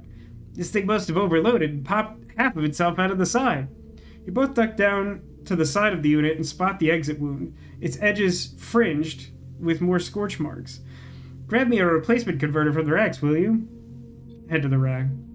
You kick off from the unit and drift over to the wall racks where a catalog of parts sit secured in clamps. Colored tape and scrawled notes flutter across the wall, a complex organizational system of Bliss's own design. Or just a big mess. You try to pick out the right part. She said she was working on an M2, yeah? Yeah. M2 converter. Grab the part and push back to the unit. Bliss holds out an arm and you pass over, the converter spinning gently as it leaves your hand. Perfect, you passed! She straightens up from the unit. That is, if you want work here. Bliss rubs her hands clean, looking down at her palms. Truth is, I need a hand here. My partner skipped out on me and left me with a whole mess. You seem like you might at least be better at spotting a clean air filter than Moritz. I'll consider it. Wait, she frowns at the racks. That's not all of it. My old business partner. They rinsed the place, emptied the accounts. To bid for jobs, we need to put down deposits, bring in parts, pay tug fees. For that, she looks nervous. We need chits. You want me to pay to work? It's not like that. We'd be partners. Straight split. Settles herself against the unit and looks off into the distance. I guess I look pretty stupid. Here I am asking any random passerby to be my business partner. No offense.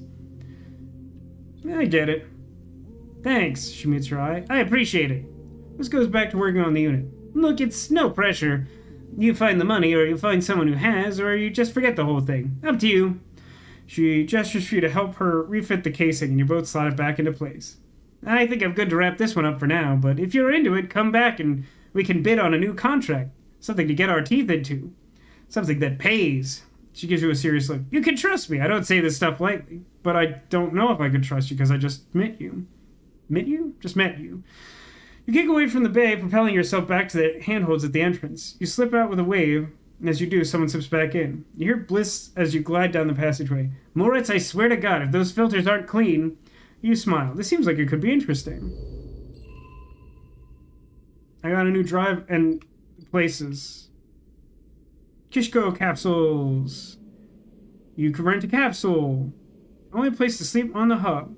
Hacked off a colony and welded to the ring. They're surprisingly expensive to rent. That does not sound useful. To spend a lot of money to, like, sleep at a place one time. It also doesn't seem useful earlier on, which is the sort of excuse I would expect. Gimbal lounge. You would use quieten in sentences like, the mother quietens down her child. Saying the mother silences her child might come across as a bit too sinister. I mean, in, like, my experience with American English, you would simply in that case say, the mother quiets down her child. And I feel like it has the same context. Like, I guess that's what happened when Alan Alda directs a MASH episode. Hush. There's no subtext, remember? What's that line from Garth Marenghi's Dark Place? I've met authors who use subtext before, and they're cowards. All of them. Something like that. Buy a space or a meal. The gimbal sells itself on its spinning sphere, which claims to produce therapeutic gravitational effects. It doesn't, but they sell food.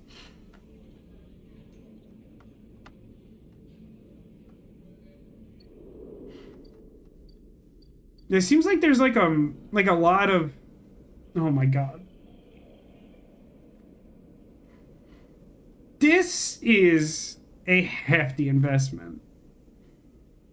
There's no shot that today I plan on achieving enough money to spend all of my money to then maybe have an outlet to do engineering work finally. I got like 2 days before I'm maybe leaving this place forever. Now navigating the hub sucks. There's too many places to go.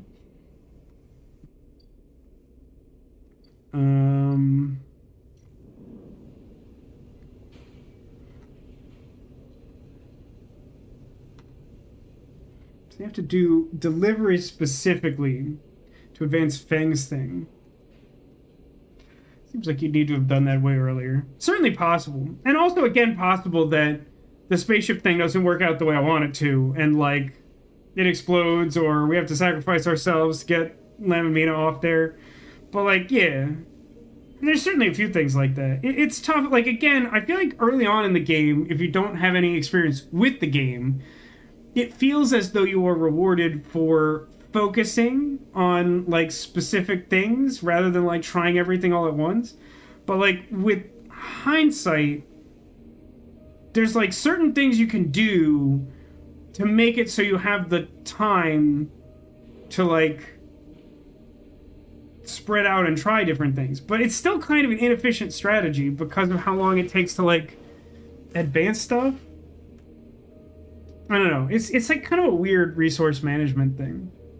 Hey, Sniper Justin, welcome to the stream. You have a browser game called Fallen London. Don't think I know that one. Well, I have played my share of browser games back in the day. Let's reroll these bad dice. Oh, okay. Well, in that case, let's do one of these. Give me an energy, by the way. Plus Fang's targets.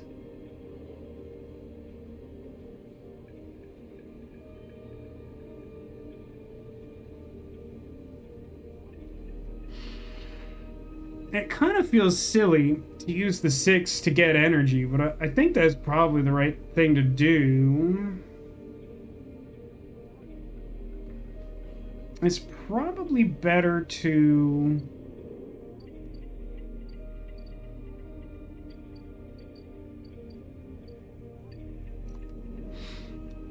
What is the action verb for, the commune energy? Do you, like, definitely get what you need? It's engage. Engage is better because I can get the bonus energy? Well, no, that's actually stupid, because if I just do the other one, I definitely get 3 energy.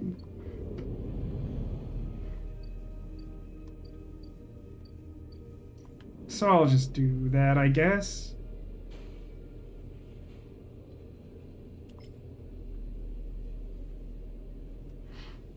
Yeah, just give me plus 3 energy.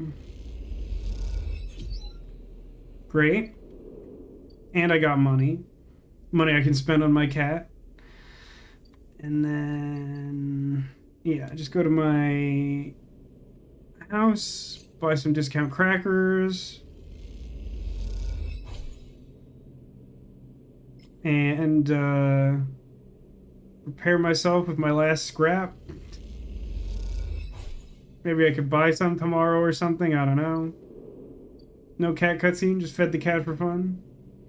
Well, can pet cat, I guess. In the day.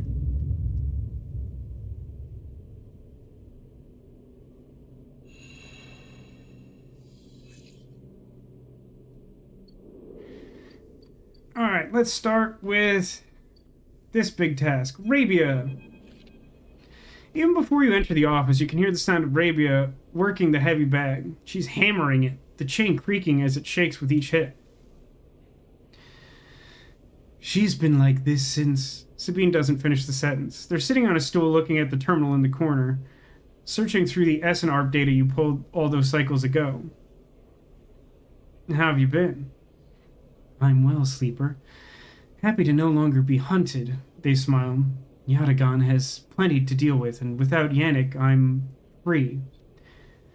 Rabia stops punching, and in the silence you can hear her breathing hard. Sabine looks over at her, and you sense something between them. You realize you haven't seen them together since they tried to kill each other in the same unit. A lot has changed since then. They hooked him like a puppet. Rabia hits the bag. Rigged that thing in his head so they could control him. Pushed the old Yannick out. I don't know why he let them in. But it's a lesson. Don't let them in. They're like vampires. Yatagan shouldn't deal with corporations, and we never will again. She comes away from the bag. At least Yannick's death has been treated as natural. There's a chance we come back from this, that Yatagan can hold on, but there are opportunists trying to take control. Sabine turns to you. Yes, but now we know the connection has been broken. I've been looking at removing the trackers from the implants in Yatagan's enforcers. It's a significant job, but I think with time I can do the surgeries. Rabia walks away from the bag towards the far side of the unit. Those surgeries will never happen if Yatagan collapses. She shouts back at Sabine. Clearly this is a well-worn argument in this unit. What now for you? I say, having some sort of mental breakdown in the middle of this conversation. Sabine looks over at Rabia. I want to help fix this mess if I can. There's the implants, and I want to return to my surgery. The low end needs doctors. What I understand now is that Yatagan can be something if we want it to be. Coming here from SNR, from the core worlds, all I saw was a gang, and with Yannick keeping me on a tight leash. Rabia believes, and I want that belief. They look unsure. I also want to be done with SNR, but I doubt they are done with me. They glance away, rubbing their shoulders. Are you and Rabia, like, roommates? Sabine fixes you with a look. Yes, Sleeper, isn't that obvious? They smile. Okay, so they were roommates, like, the whole time? I've been wanting to say, Sabine begins nervously, I'm sorry I didn't tell you where I came from. I know I've apologized before, but I want to again. Properly. When I leaked the data on the Sleeper program, I was to try to help people. Like you. They grit their teeth. But after all the cycles here, being pushed down, pushed around, trying to survive, all that got away from me. Neko gets it. They were roommates. So when you turned up, it shook me up. They run a hand through their hair, but I ended up here. So... Oh, of course. They reach into a pocket and take out a handful of vials. These are the last of the case. You can have them. They drop them into your hands. After these last few, I don't know what we can do. With the SNR connection broken, they look down. But I know there are other ways. Repairs, other pharmaceuticals. I even heard there are some labs out there on the Greenway. Perhaps they can help. I'm sorry I can't do more. Thanks! They look away, their eyes bright with tears. Rabia crosses back to you both and sits beside Sabine. They look at each other, and you can't help but smile at the idea of them together as roommates.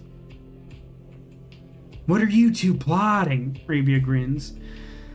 Sabine laughs, and the sound is a welcome one. You watch the two of them teasing each other and smile.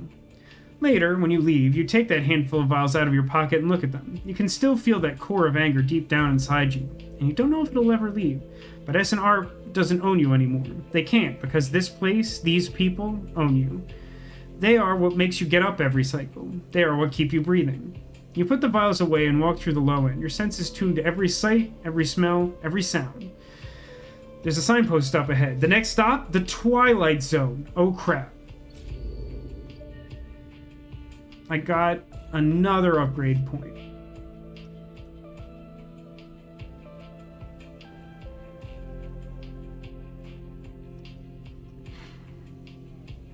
I mean, at this rate, I'm just gonna, like, increase my bonus to 2 or something.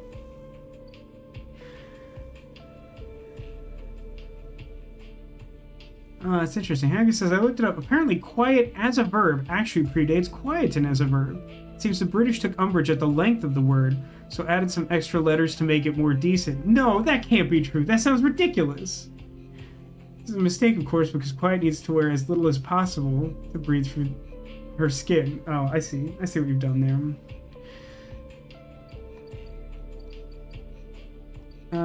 Okay. It's a new day. I have some dice. Is anything interesting happening?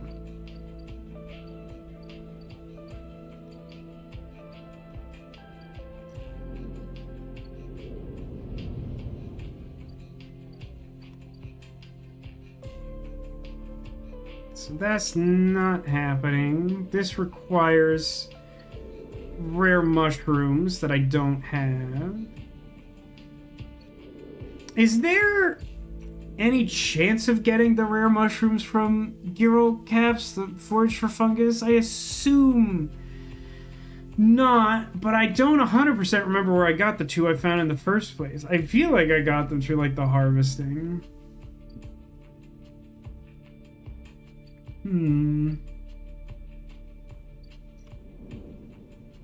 Could try and brute force find Ashton today. Or I could try and advance the hacking, but, like, really, Fang's not gonna do me any favors. Now I see why I didn't play this game. This many locations with things to do, and there's a time mechanic. I'm paralyzed with decision anxiety just watching. It's tough. There have been numerous times playing this where I just, like, sit for, like, minutes. It's like,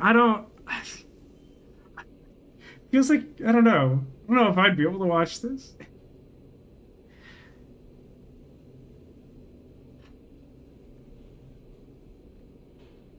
There's something that nags at me about this game, and I haven't been able to articulate it. I do think that this is a good game, and I think that most of it is well written. Some of the resolutions to some of the plot points we've found I have not been impressed with, but, like, on the whole, I think it's a well written game, and it's an interesting world with, like, mostly interesting characters in it. But, like, I find that it's kind of, my appreciation of the game is, like, cerebral. Like, despite the fact that I feel like the writing is good, a lot of the story beats don't, like, resonate with me emotionally, and I don't think that there's, like, a specific reason for that. I don't think that there's something, like, obviously being done wrong. I can't explain it. I don't know why that is. I got 3 vials out of that, huh? It's, like, a lot of vials. Do I have any way of getting scrap anywhere? I don't think so, right? I think without the ships coming back, I can't get scrap unless I do, like, engineering tasks. Which would mean that, like, the best option available to me would be to, like, spend $80, hope that there's a engineering task on the other side of investing in Bliss's business, and then do that and actually trigger the, like, mild chance at getting bonus scrap, which, like, those are not good odds.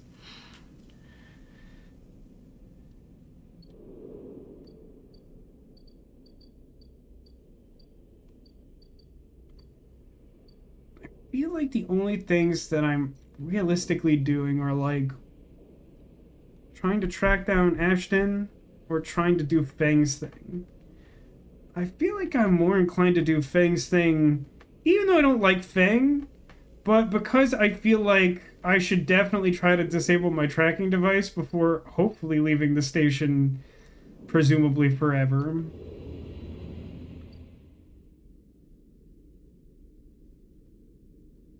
Who in their godforsaken mind is making a Teams call to my work computer at 11:07 Eastern? Who is the demon who's doing that? Like, that is a distinct phone number associated with my office. Why are they calling at this time?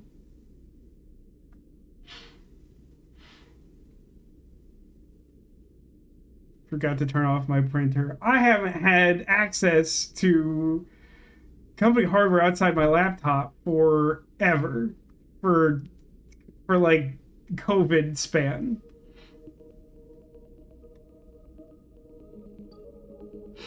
Yeah, I think realistically the only thing I'm getting done today is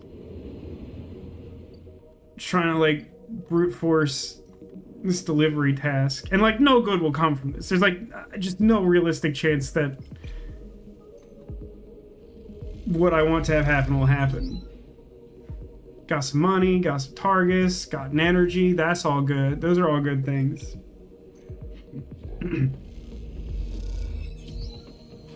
Got some, it triggered all those same things again. I'm much better at getting energy and money bonuses from actions than I am at getting scrap, which is, like, the main one I've cared about. Shortcut across the bridgeway means 3 happy customers and 3 big tips. Start to understand the makeshift unit markings. Sleeper! You see Fang come up from the corridor as you step out of Minji's. The kelp noodle smell is still clinging to your clothes. He comes up fast and stops close, looking around suspiciously. I don't have long. Take these. Feng palms you a couple of those metal thumbnail-sized drives, ripper worms. My sleep's been buzzing like crazy. Seems your delivery shifts to turn up 2 of our targets. He squeezes your shoulder. I know you could do it. Now let's nail those snakes. What do we do? Orange's boys are all connected by some kind of closed network. You break the access protocols on both of them, you should be able to gain the location of the nearest network points. Slot the ripper worms in those ports, 1 each, and they'll feed me anything and everything stored in Harden's shadow network. Can't wait to see what juicy plans they have in there. You hear the scuff of boots as a group comes up the corridor, likely on their way to place an order with Minji. Turn around for a second. When you look back, Feng's already halfway down the corridor in the opposite direction. Raises a hand in farewell and is gone. You run your fingers over the tiny ripper worm drives in your pocket and smile to yourself as you wonder how mad Jenna will be at Feng for this little excursion. Time to slot some worms. Man, if I had a nickel for every time I said that on stream, I would have 5 cents because that's a weird phrase. Also, just to further refute your point for no important reason, Haggis, no one makes interdepartmental calls. No one. It's all email. Occasionally chat. It would be insane for a coworker to call me. Interesting that Feng's already built a tool for this network he's never seen or interfaced with before. Well, in fairness, Keen, the Ripper Worm is something that was already established because of his sort of extracurricular, like, hacking activities. He, like, specifically developed it to, like, extract information from the same, like, people in the same organization that this guy he's targeting is a part of. And that, like, gave us some information that, like, advanced the story to this point earlier. Like, it's slightly unclear how, like, proprietary the network is, or if the fact that he was, like, part of that company until recently would have given him the necessary access for that to be relevant, but, like, there's been some setup for it. Also, hi, Project Eos. Welcome to Lurk. I hope you are well. So, I suppose then that I must...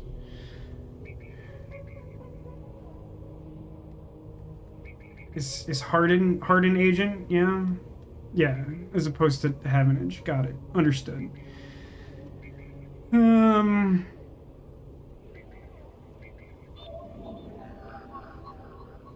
5, huh? 5 or 3. Well, I have a 3. And the other one is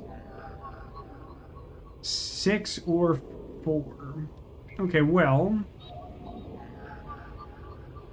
I could put a 3.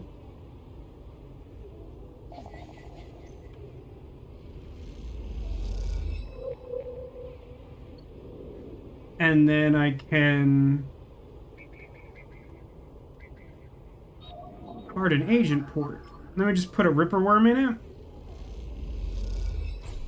Then we just slot my worm in it. If I had a nickel for every time I said that, it'd still be a nickel. I don't know why you keep asking.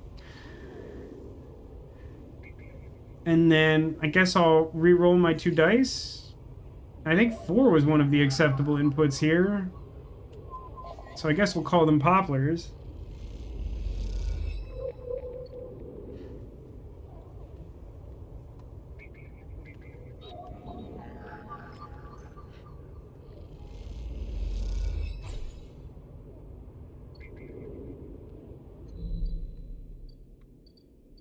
Okay, I did it, Feng. As you walk into Tambor, you quickly spot Feng arguing with Jenna.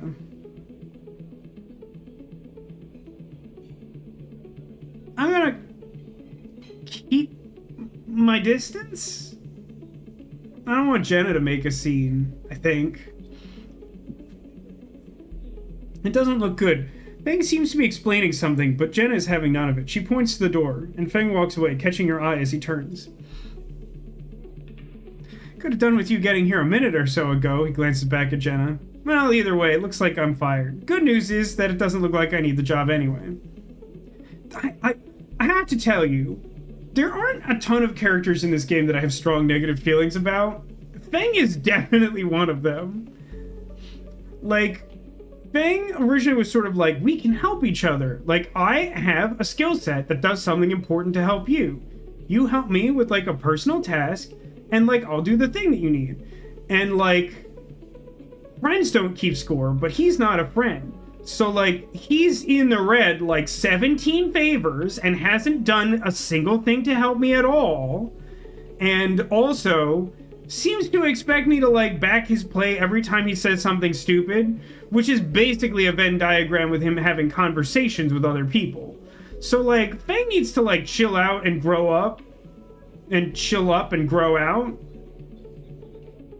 Takes out a slate, pulsating with pale light. Now let's take a look at what you're really here for. No, I'm really here for you to disable my tracking device, my guy.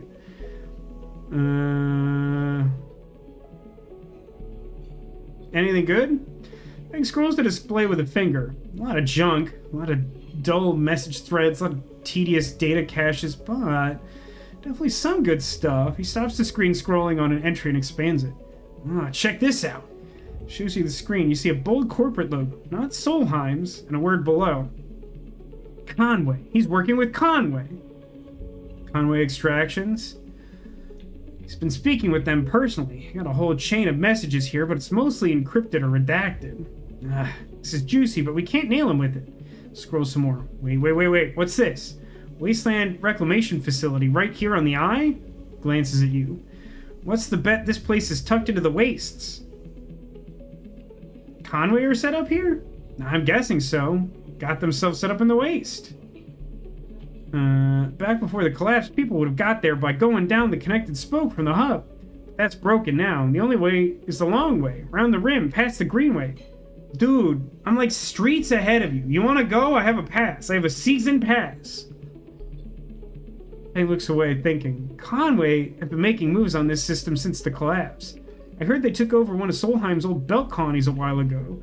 Moved everyone out and reclaimed the whole rock. What's their angle? Arden has to be offering them something.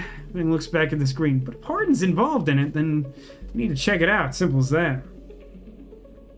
This is a wild goose chase. Yeah, maybe it is. He slides the slate away. What have we got to lose? I mean, basically everything, because I'm not invested in this at all, and I would like for you to make good on your promise to turn off my tracking device before I, like, claim your teeth as an accessory, dude. Harden was a Solheim executive. That's not something you walk away from. People like that don't change. Don't make your money from exploiting the most vulnerable people in the system one day and flip to their side the next. I'm not about to drop this. He pinged these guys the moment he found out, and they started prattling on about this Conway facility. The way I see it, we have to get to that facility. The answer to what Harden has been planning, has to be there. We're going to catch him in the act. Give me 5, maybe 6 cycles, and then I'll see you in the greenway. Oh my god. This dude had better hope that I get off this space station. For real. It should be a good place to meet. The service docks in the outer shell by the Haifa building. Sure. Thanks for sticking with this. Listen, this is under duress. We are not a team. I haven't forgotten about that tracker of yours either. Oh, really? Sure seems to me like you have. Do you have the option to use knife in this game? No. Also, I think I still have a gun? Maybe I don't have ammo for it, but I don't have the option to use that to my knowledge either. I'm gonna need to be back in my bay to pull a solution together. He turns the slate around to face you, showing a massive scrolling code. I've been working on a fix in my brakes, he winks. And grins. See you soon, sleeper! Walks out of the door of the tambour without looking back. An upgrade. Oh my god. I have enough upgrade points to, like, give +2 to 2 skills, and I don't know what they are or should be. I got the drive to, like, I don't know, something. I don't care. So I've got, like, stuff starts going down tomorrow, right? And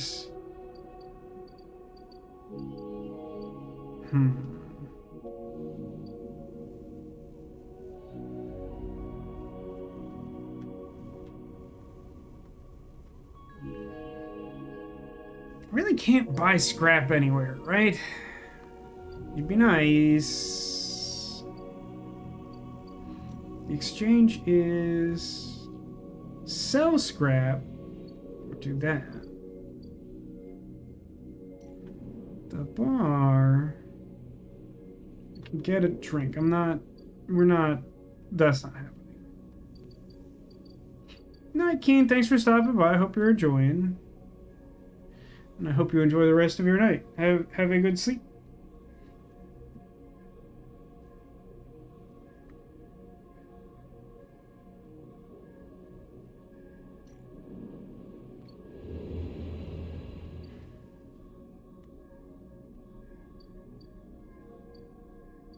Yeah, man, it's going down tomorrow.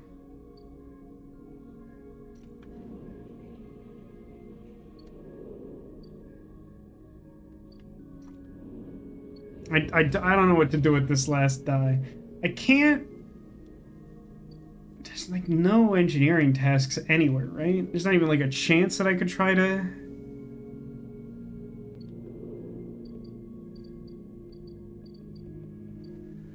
Try to like earn scrap with my like engineer ability or whatever.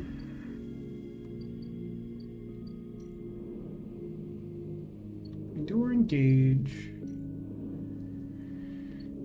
Double intuition.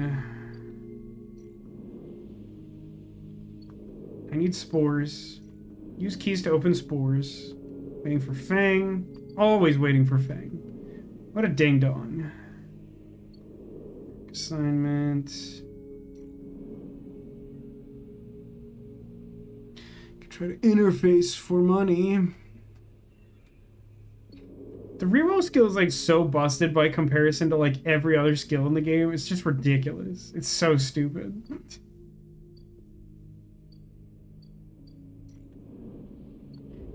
There's a lot of like just sort of like card-based board games like that where like everyone draws from like a shared deck and there's like one card that's just like vastly better than everything else. That's the sort of thing makes me think of.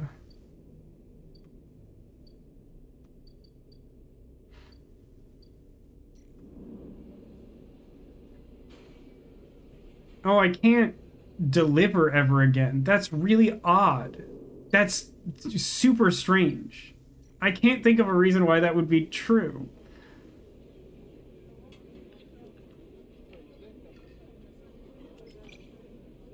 I guess I just want money. Like, I can't think of anything else I care to do.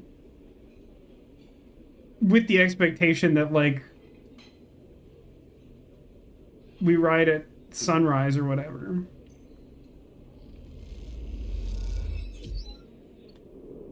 I did it. I got some money. And I will use some of that money to feed my outdoor cat.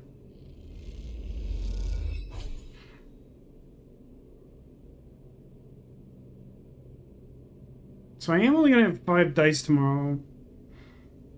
As much as I think that tomorrow is potentially the end of the game. Well, I don't know. Chat, should I use a stabilizer to, like, have maximum dice for what might be the last day? If it's not the last day, it's a really bad use of a stabilizer. If it is the last day, then I should definitely do it because what am I going to do with all this medicine? Okay, everyone thinks that we should be in top shape to save them and Mina and Bun-Bun. Let's do it. Let's heal like 2.5 damage, I guess. And end the cycle and see what happens.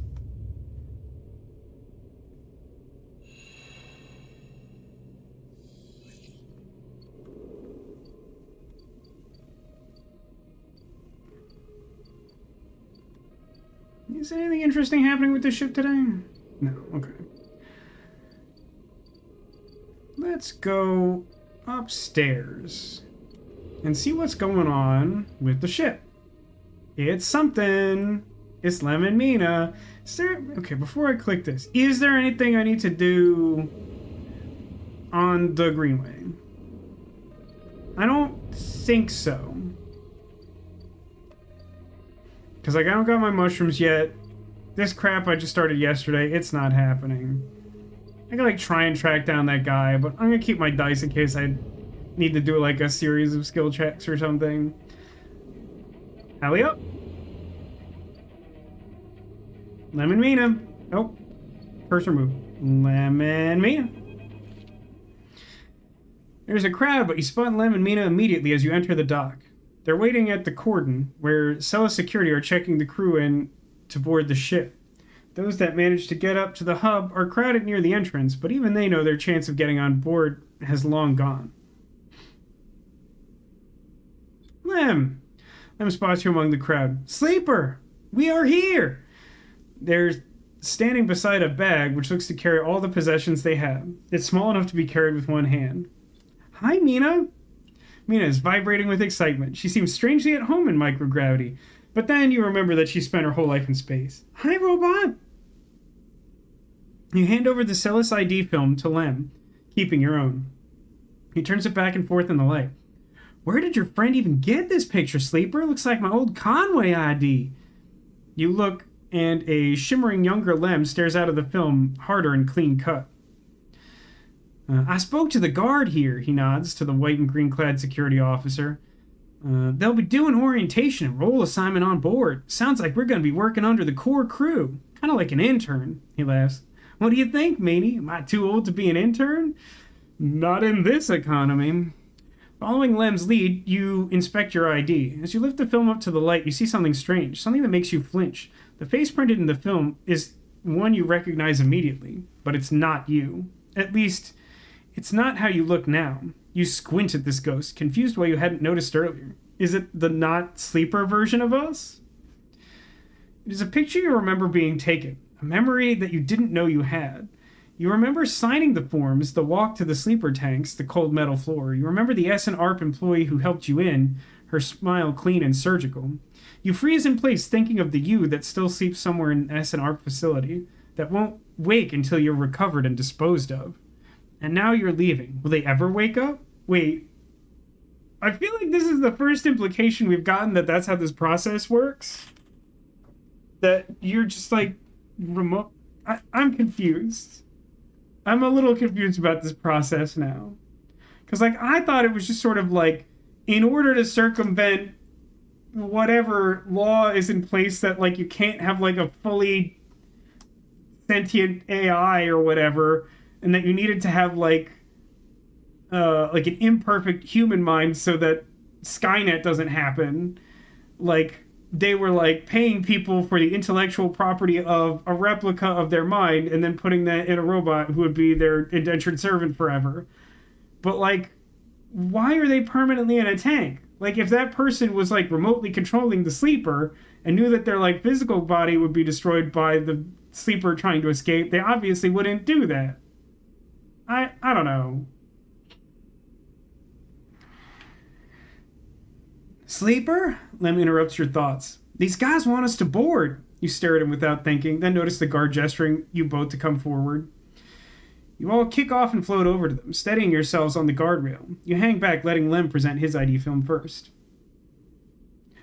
The guard slides it across a white machine, much like the one Castor printed them from. You reflexively rub the puncture mark on your hand, even though there's no trace of it now. It seems to be your destiny to be someone else's tool. Lem and Mina are waved through, the guard smiling at her excited face. Lem turns back to check you are coming. The guard beckons you closer. Bored. You shake off your doubts and hand over your ID film. The guard barely looks at it as they pass through the scanner and wave you through. That's kind of insane to me. Like, I can easily believe that it is a close enough resemblance to our current form that like they wouldn't care unless they rolled like a natural 20 or whatever on their perception check. But like considering like the riots and whatever of like all the people who wanted to be on the ship and like got turned away and the violence involved, like the fact that they're just sort of like, yeah, whatever. Like, I don't know, man. That seems a little ridiculous. The guard barely looks at it as they pass it through the scanner and wave you through. A new life built from old things. You okay? Lem asks, concerned as you catch up with them. You're so slow, robot. Mina teases, grabbing you with small hands. I'm good. Lem nods and you realize just how much harder it must have been for him to cross that threshold.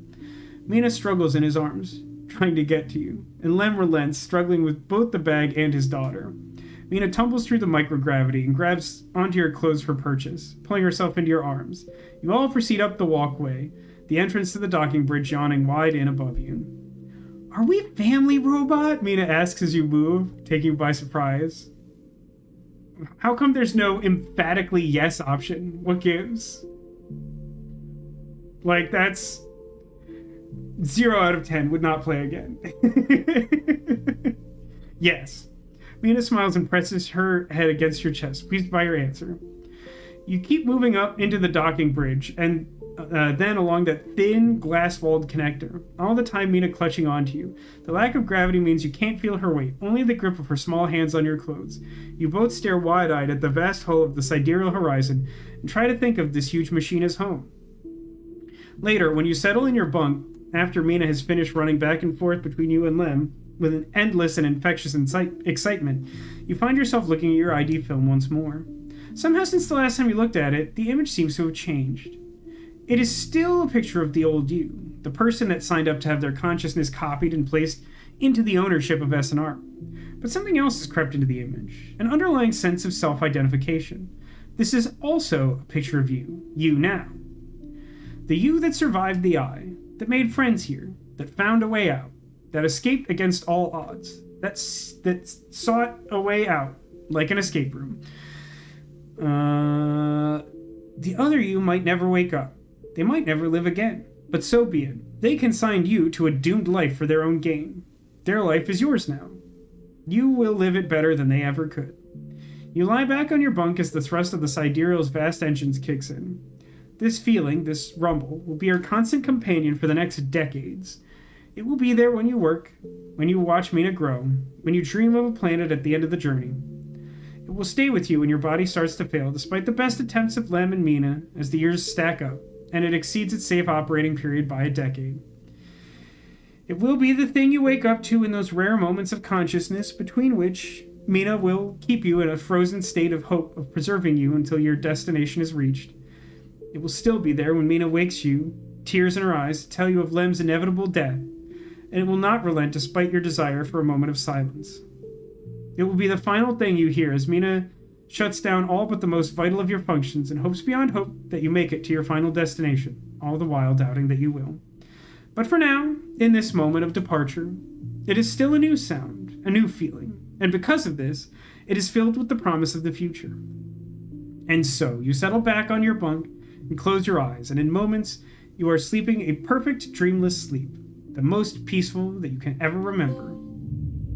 As a citizen, sleeper. Roll credits. Must marry her father to make it official. But Neko, you know that we're like the goal was to become a gay throuple with the Mushroom Man, who is not Lem, and also Mina. One out of question mark endings. Yeah. Clearly, like, the fact that you can opt in or out of the ship means it's like an optional ending. I don't really have an immediate, like, I'm sure at least one of them is like, make a life on the station. This is your home now. I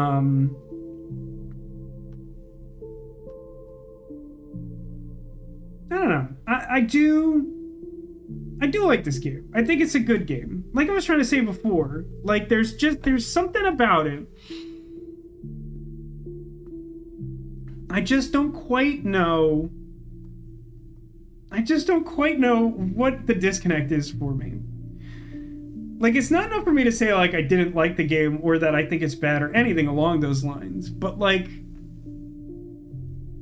I don't even think it's, like, the tone of the world being so desperate that, like, makes me feel, like, kind of emotionally disconnected from a lot of it. I think maybe part of it, I think maybe I've got a sense of it. Jump over the age. Is that why one of the entities is called have an age? What does the continue look like? Does it just like start that day again?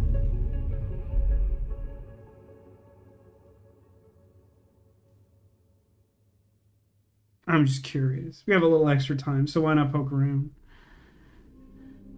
So this is yeah, it like saved me before I did that choice. So if I wanted to, like, I could still find another ending from this save file by, like, I would have to do the cutscene and opt to stay on the space station. but then I'd be able to proceed. It is strange that like the difficulty curve of the game is such that like I have the ability to buy two of the game's most expensive upgrades, and like they literally serve no critical function. They are unnecessary to me. Whereas our mushroom husband, we didn't get enough tickets for him to join because for some reason the game doesn't understand that the goal was to become a gay space throuple, and much like the original Star Trek, to be like woke as heck. Felt a bit disconnected from it too, and not sure why. I love our family though. Yeah, yeah. So like that's the interesting thing, right? Like I definitely feel strongly connected to Lem and Mina, and I actually do also really like Rabia as a character I like resonated with a lot. But there's also like Fang who I actively dislike, and Harden who like I vaguely negatively care about. And like yeah, we didn't really get around to like meeting Bliss. I kind of liked I can never remember her name and always want to call her Agatha, but that's not it. The lady with the spaceship. Navigator I like. I don't super strongly care about what's her name, Rico in the greenhouse. Toshin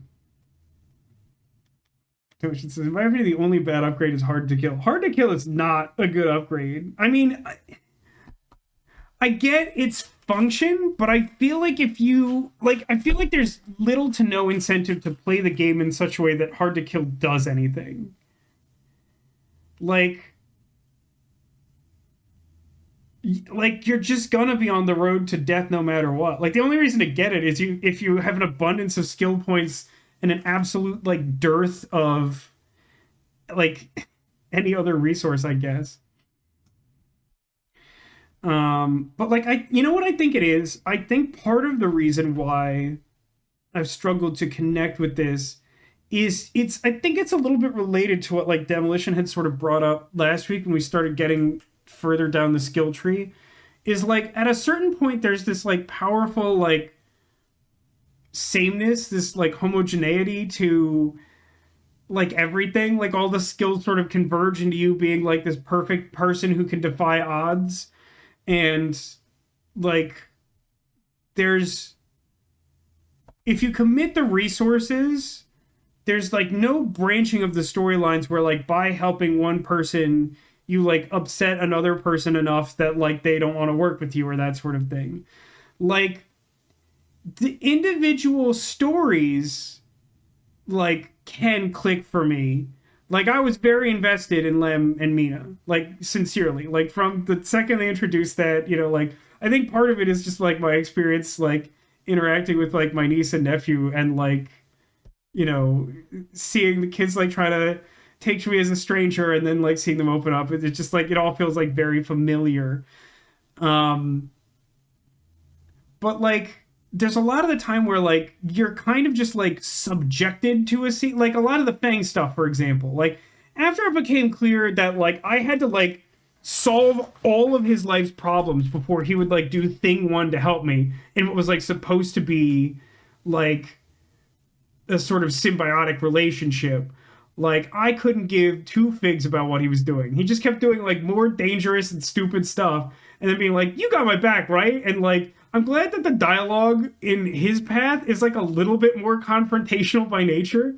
Like even some of the dialogue that sort of like encourages him to keep doing what he's doing is like a little like passive aggressive, but like there's also just options to just keep calling him an idiot and he just kind of doesn't care. But like it doesn't exactly, I wouldn't go so far as to say that the choices don't matter, but like they matter very little. And like I think that does have an impact to the emotional resonance of the story overall. Like I like the setting and I like the details of it work well enough for me. Like I don't know that anything other than like a few minor like gripes or frankly just like writing inconsistencies that were like a big problem for me like suspending disbelief or whatever. Do you like it enough to think about getting the sequel? See, that's sort of the trick. Like about like halfway through this run of the game, Cotillion had asked me like off stream if I had to make a call now, did I think that I would like stream Citizen Sleeper 2? And at the time I was like, probably. I think it would take a lot for this game to shift so much that like I would actively not want to play it. And I don't think that we've accomplished that. I don't think it's that like we got to the end of this and I was like, oh man, like so disappointed. You know, it's not like Somnium Files 2, where that twist is like so stupid it makes me want to like invent a new type of harm to inflict upon something. Um, but like it is kind of the case, and this is partially just like a function of the times, which is like it's been kind of an expensive month for me, despite the fact that I've been like very conscious about spending money. And it's just sort of like there's like two other games that are out now that I know I want to stream. There's another adventure game coming out in April that I know I want to stream. Somnium Files 3 comes out in July and I know I want to stream. Like as opposed to like last year where I was like just hopping in the way back machine to like find something I was excited to play. Like now there's actually like a bunch of stuff coming out that I want to play. It's more a function of the money. And it's not even that I think that Citizen Sleeper 2 wouldn't be worth the money. Like everything I've heard about it suggests that it like takes the same effective systems and like improves upon them. I talked a little bit about the game with a friend of mine over the weekend who I didn't know had played both of them, but has. And, you know, like they were giving me like a vague synopsis of like how some of the systems change. And like, even though not all of it is like favorite, I think it all fits in the system and accounts for some of this game's weaknesses. So like, you know, basically everything I hear suggests that like it's good and possibly or even likely better than Citizen Sleeper 1, which I think is a good game and I enjoyed the experience of playing this. But I mean, time is kind of a premium. I don't know that like people would be interested in seeing Citizen Sleeper 2 in the future, but at the same time, like I don't really want to like start like how long is Citizen Sleeper 2? You have you finished it, Demolition?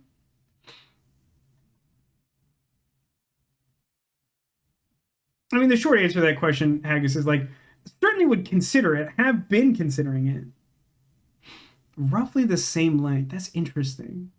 I expected it to be some amount of definitely longer. I mean, like,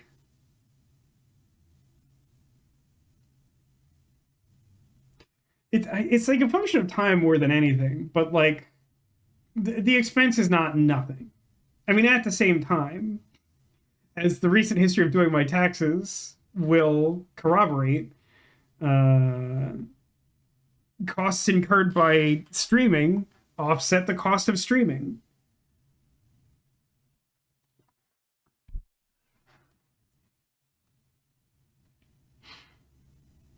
Then again, you did 100% Citizen Sleeper 1. 50 hours in totality. 50 hours in totality, 100%ing Citizen Sleeper 1? You said that was like 2 playthroughs, right? That's a lot of time. So on your first playthrough, did you just like tell him to peace out on the spaceship and just do everything on the space station? Two and a fraction because of something that didn't fit neatly. That seems entirely fair.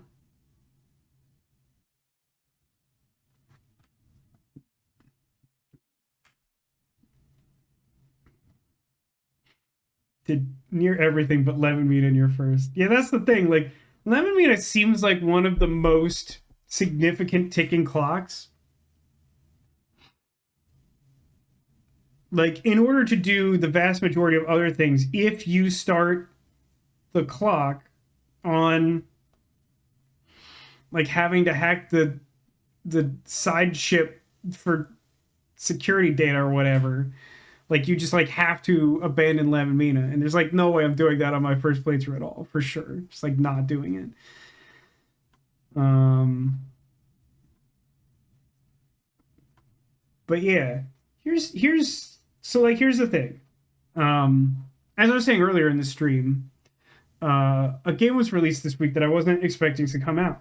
I'll tell you what it is now because we're definitely playing it tomorrow since we did finish this. I will just need to make the time to make it work. If it really doesn't work, we'll figure something else out. But the plan is to play Rosewater, which you may remember is the game that Lamplight City's developers were working on after Lamplight City. Unlike one of our final streams playing Lamplight City, an adventure game that I really ended up enjoying quite a lot, the voice actress who played like my favorite character in that game mentioned that like I'm pretty sure she said she was like working on Rosewater, like she's a voice in it. Um, but like it's not so like the like blurb about it is like it's set in like the same world as the other game, but it's like it's in like the Wild West or whatever. So like it's not gonna be in the city. It's not gonna be a guy whose like friend dies while they're doing like a police investigation. Like we shouldn't have to worry about Bill. There may be some like oblique reference or something, but like even by the end of Lamplight City, if you get the good ending, spoiler alert, you don't really have to worry about Bill. But yeah, I was like really excited that she like hopped in the stream because I really liked Upton. And uh you know, I like Lamplight City so much. I was like, heck yeah, like I'll play another game from the Lamplight City folks. Like that's a really interesting adventure game, the likes of which I haven't seen in a minute. And so like I had it on my wish list on Steam since she suggested that we do that. And then just like unceremoniously, they were like, I just like had an email on like Wednesday or whatever, and it was like, Rosewater is available now. It's like, oh, okay.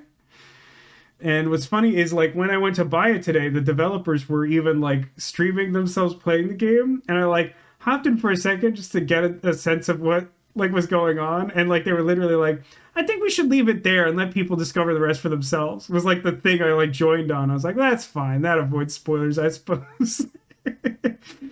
um, but yeah, I mean like I don't know exactly what the story is. I remember watching a trailer like a while ago when we first wishlisted it, but frankly, just the fact that like she's in it and it's like made by the same people as Lamplight City, like I'm really interested. I am on board. I am some large percentage in. Um, Hopefully you all are interested in that. We also have Old Sky. What is the release date on Old Skies? I know I should know this by now. It's less than a month away. Come on, Old Skies release. April 23rd. So yeah, we're like less than a month off from that. Old Skies is a time travel adventure game from oh, I'm blanking. What's the unavowed people? Watch it, I. So like I've said it before and I'll die on this hill that like movies and like novels based on time travel stories have a tendency to be bad because it's really hard to make sense of that, but like also keep like narrative dramatic stakes. Adventure games specifically based on time travel are almost always good because like it's a puzzle solving game and like time mechanics like almost always make for interesting puzzles, so they skew really hard in a positive direction. So like Wajidai making a time travel game that like dude's been working on for years, like I've been following him on like Twitter and now Blue Sky, watching posts of random things. Like it looks like the scale is like epic, even though I don't know that I've seen like a ton of different settings. I don't know. I'm really interested to see what that's like, and I'm really interested to see what Rosewater's like. Even though like the setting of Rosewater isn't necessarily my favorite thing, I'm super excited to play another Lamplight City game in the whatever they call it, the weird universe where like you're simultaneously in New Orleans and also New York and also Victorian London or whatever.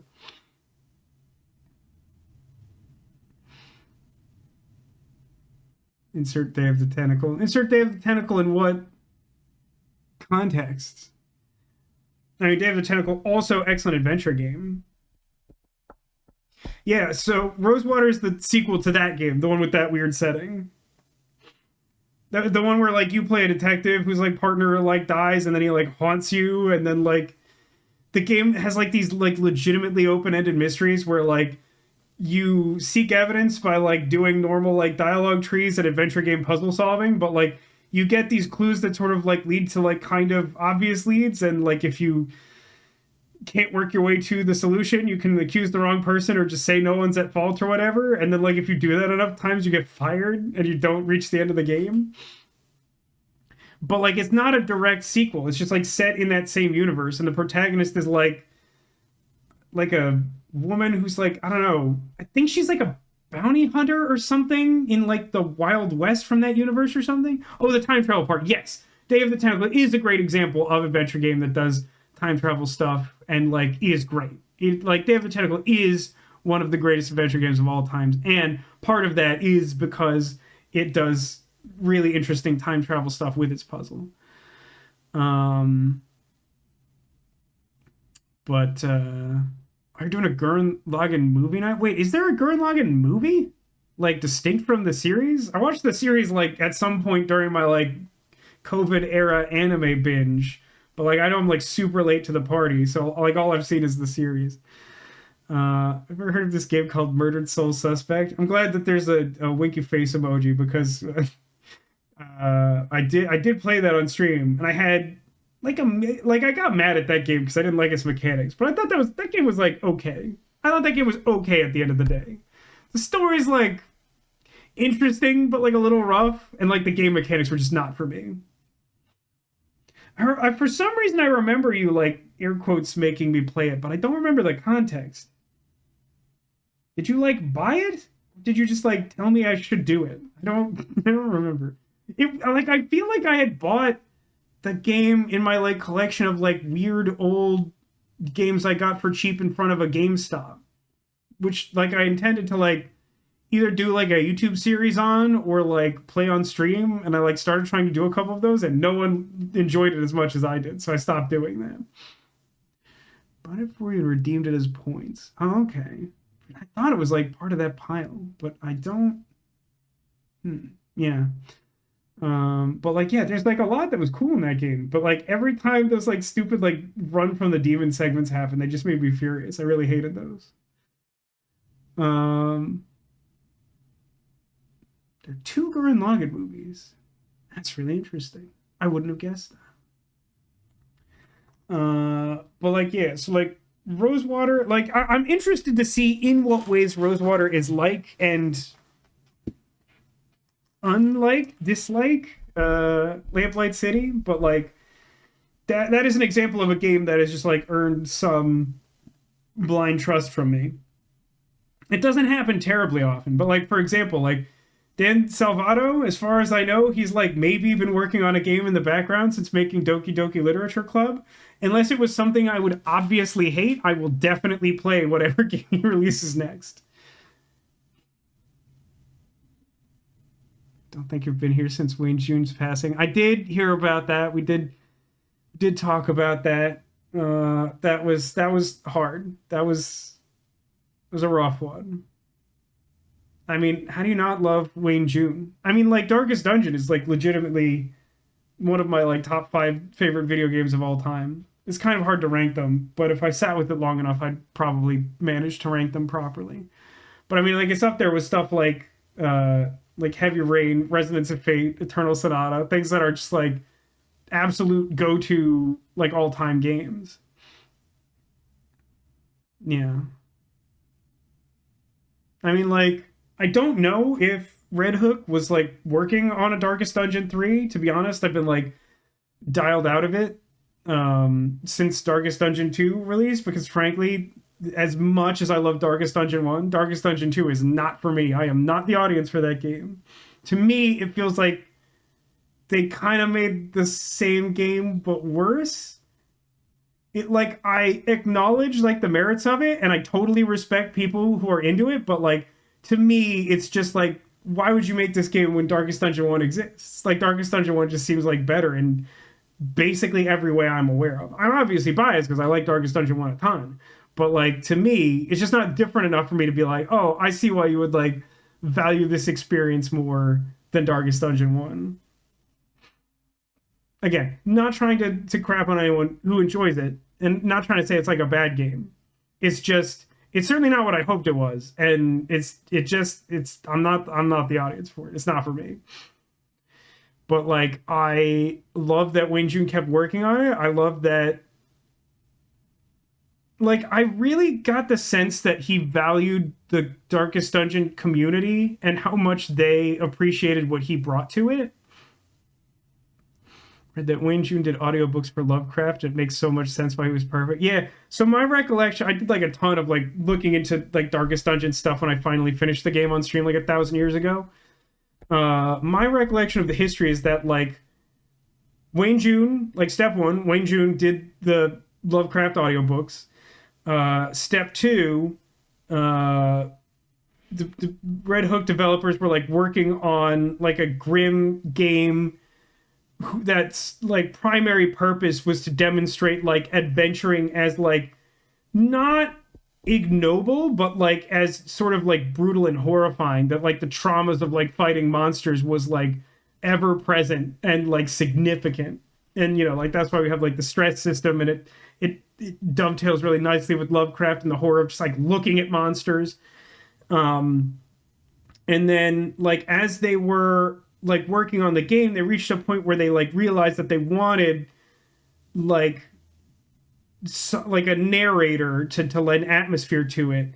And like one of the developers was like, yeah, so like there's this guy who reads these like HP Lovecraft audiobooks.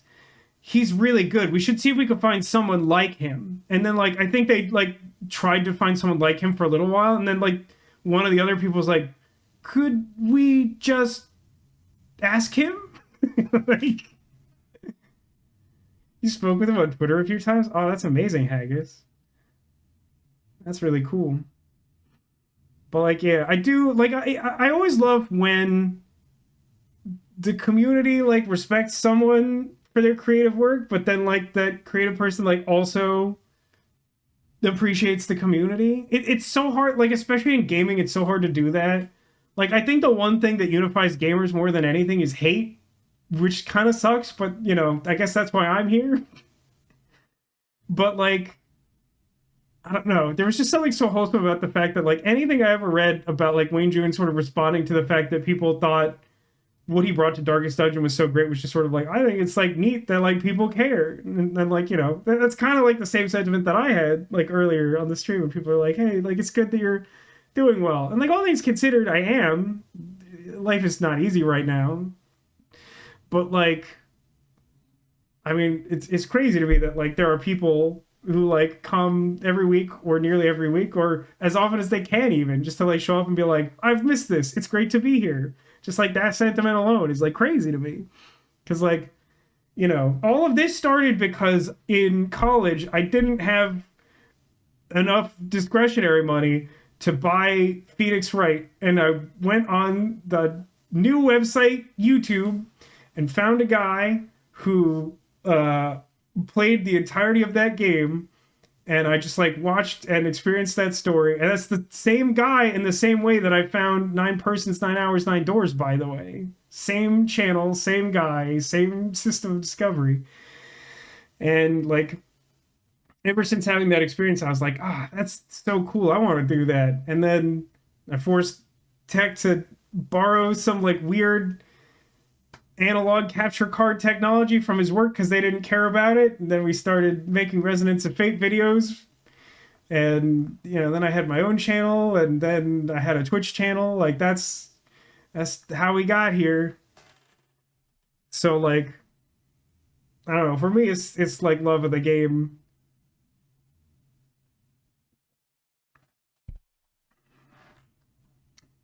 Like says that she'd like to think gamers are united by love rather than hate. I mean, I would like to think that. I mean, my perspective comes from anytime I've ever gotten invested enough in a game to seek out a community online, it's almost invariably people like complaining about things in the game or the developers or whatever. And like honestly, a lot of the time I have similar feelings, so I'm not trying to throw stones here. It's just like the experience I have is that like the investment in games and like the way the development cycles work, it's just weird. It's just like people get so invested in it and hung up and bent out of shape. Um and like again, me among them. I'm not trying to say like other people are doing it. I'm better than that. Like there are very few exceptions, and I always find that really endearing, and I like to see more of that. I was really pleased. I meaning to find a meaningful way to send this to her, but like the game my sister works on had an update this week, and I saw on Reddit someone posted like they listed like a couple of things that like my sister I know for a fact is like specifically responsible for implementing since she started working there. And they're like, with these things going on, this game's like really turned around in the last few months. It's like really great. And I was like, I need to send her this. I need her to see that like people do care. It's just that people are also really quick to get mad. Also, thank you for the bits demolition. Not necessary. Always appreciated, but no one has to do these things.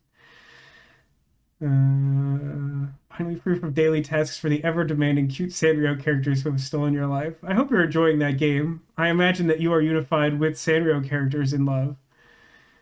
Games have a problem with investment on the production and reception ends. I agree with that. I feel like I am picking up what you're putting down and agree with that. Have you played any of the Remedy games? Definitely a bit more intense than the streams we've done, but I adore them more than anything. I don't know that I am familiar with the Remedy games. Anger's already across town by the time kindness gets its shoes on. I haven't heard that before. There's definitely something to that.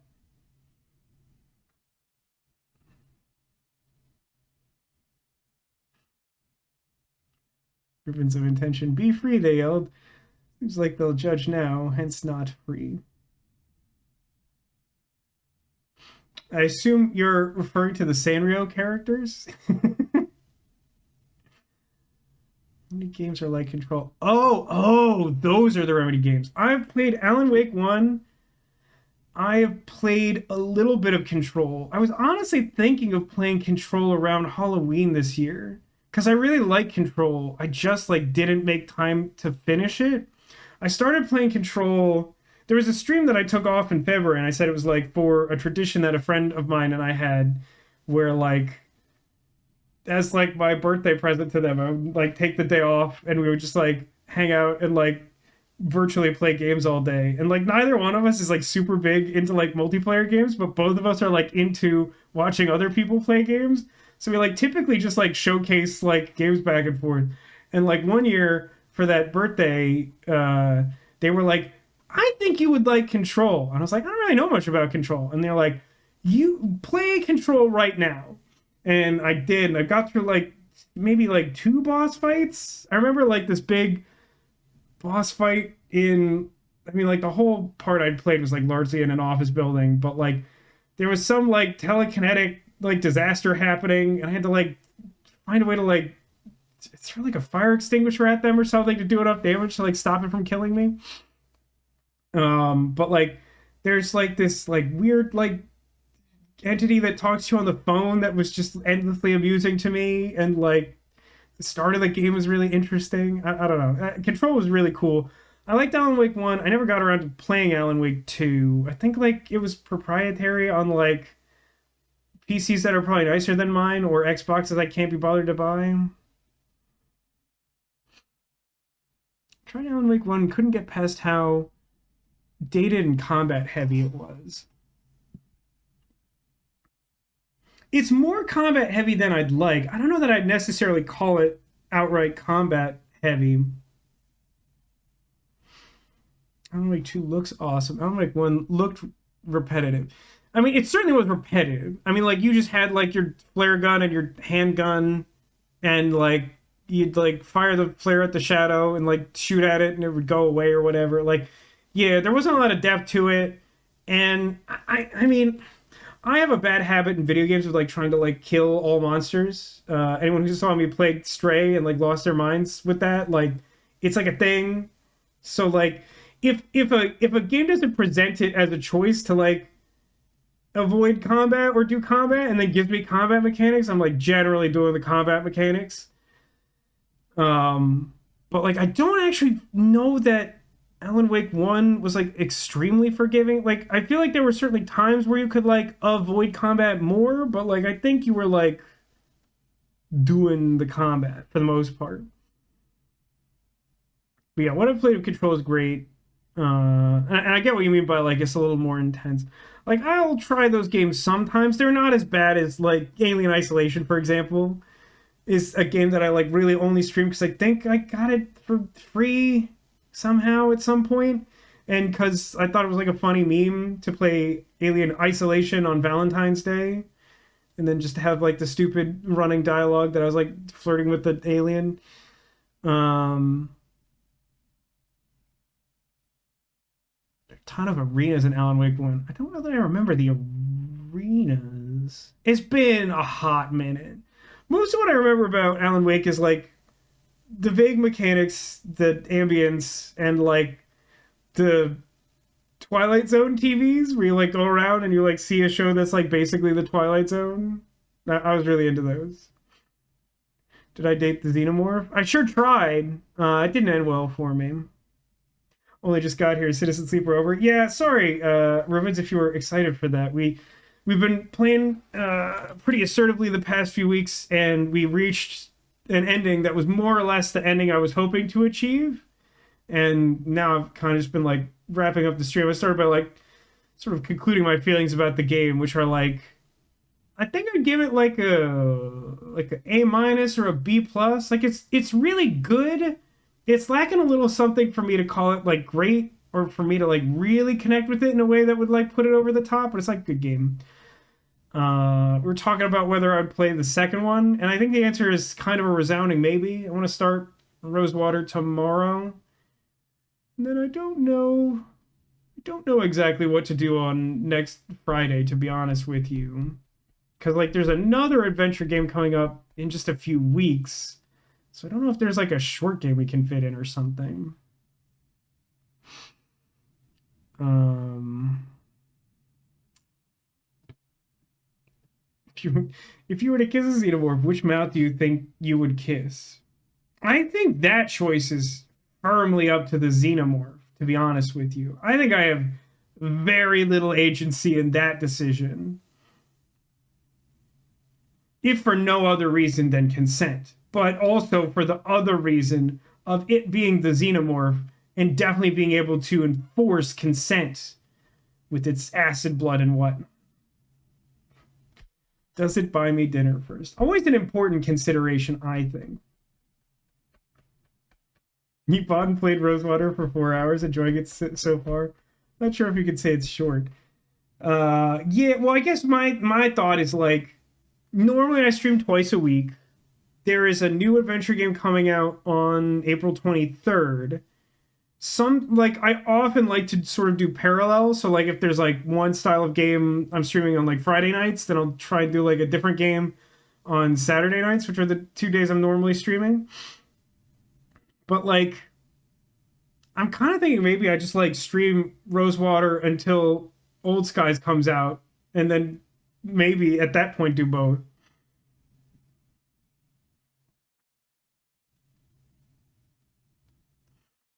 That's kind of what I'm leaning towards, unless we can like find something short that doesn't conflict with the like be playing Rosewater and Old Skies as soon as possible.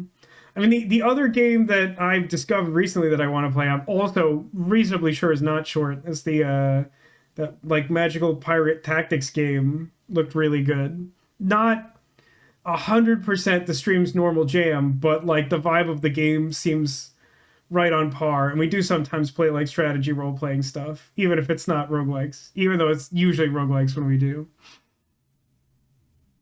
At this point, I'm also weighing later in the year when Pokemon ZA comes out if that like I don't know that that can be a stream game because like I feel like I just want to be playing it. I don't know.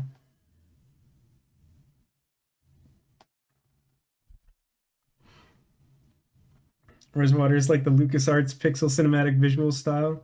Yeah, I mean, so Ribbons of Intention. I don't know if you joined us for any of Lamplight City. There was another adventure game that came out. I don't actually remember. Maybe several years ago now, more than a couple of years ago. Um, and Rosewater is made by the same company that did Lamplight City. Lamplight City, I liked a lot. If you are enjoying Rosewater so far and haven't tried Lamplight City, definitely try Lamplight City also. Um, just because like that is also a great game. I think the games are like different. Like I don't think Rosewater is a direct sequel, so like I don't think that you probably would have spoiled yourself on anything, even if you care. But like it's just a really good adventure game if you're into those. Full Throttle guy would definitely use tongue on Xenomorph. He should, but he like probably wouldn't. Because there's only like two or three things you can use your tongue on in Full Throttle, which is not nearly enough. I do there's a Twitch series from streamer Day9, who I followed somewhat. I haven't watched a ton of his stuff recently. But like he and some of his like grad school friends like play mostly like adventure and narrative games, like similar to stuff I'm usually streaming, which is part of why I haven't watched it so much. They played some stuff that I haven't played before. And it's like I don't want to spoil it because I might want to do that at some point. But like they have this like long running joke of doing something called like backer quest, which is just like they like crowdfund a game and then also crowdsource a game where like everyone just like somehow gives input to an adventure game, and then like the thought is that sort of like in so doing you get an experience like an early 90s adventure game where everything's like a little bit busted but there's like a bunch of interesting ideas and like none of them necessarily like work together. I feel like I have like the an alternate aspiration, which is like, you know, like I would really like to make an adventure game that has like an alternate path system where like all those times when you're like, man, I have like a hammer in my inventory and I'm sick of this guy like roadblocking me from advancing the plot. Use hammer on guy. And then you can like do it, but like it has like negative consequences on the rest of the game and you like find that out the hard way. Um but like alternatively, like it could incorporate like other things that like we've had the experience that like this is fun and like adventure games should do this more. Like use tongue on thing, use mouth on thing, different than talking.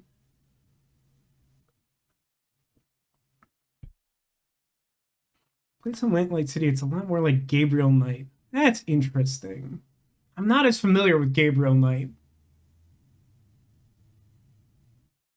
but actually, no. Yeah, I can see that because Gabriel Knight's like broken up into days, and like there's yeah, I can sort of see that. I don't know if you solely mean visual style. That I definitely am less familiar with the original style. I know the like more recent remake visual style a little better. Anyway, that's a whole lot of me talking about general game stuff. Yeah, so the plan is we're gonna start playing Rosewater tomorrow. I'm really excited for that. Um, I'm looking forward to I'm looking forward to a lot. As mentioned earlier in the stream, definitely looking forward to Old Skies. Definitely looking forward to Rosewater. Definitely looking forward to Somnium Files 3, even though I know better. I know that I shouldn't, but I'm definitely going to play it on stream. And Pokemon ZA is like made for me. I gotta get that goodness in me. How do I get that goodness in me? At least it isn't raincoat. I genuinely like you know me to be a streaming masochist. I think I don't know that it's a requirement to be a masochist to stream, but I think most streamers have some masochistic tendencies. But you know that I am a streaming masochist and that I will commit to playing a game in its entirety, even after, like well after it's clear that I am not enjoying it. I am not certain if I would play Raincoat 2. It would need to have a trailer of a similar quality to No Sleep for Date. because like that one is basically like, listen, I know that the reason you played these games is because you played the Zero Escape games, which are better. So I've taken the characters that you've gotten used to, that you're kind of attached to, even though you also definitely hate them a little bit, and we've put them in a Zero Escape adjacent context.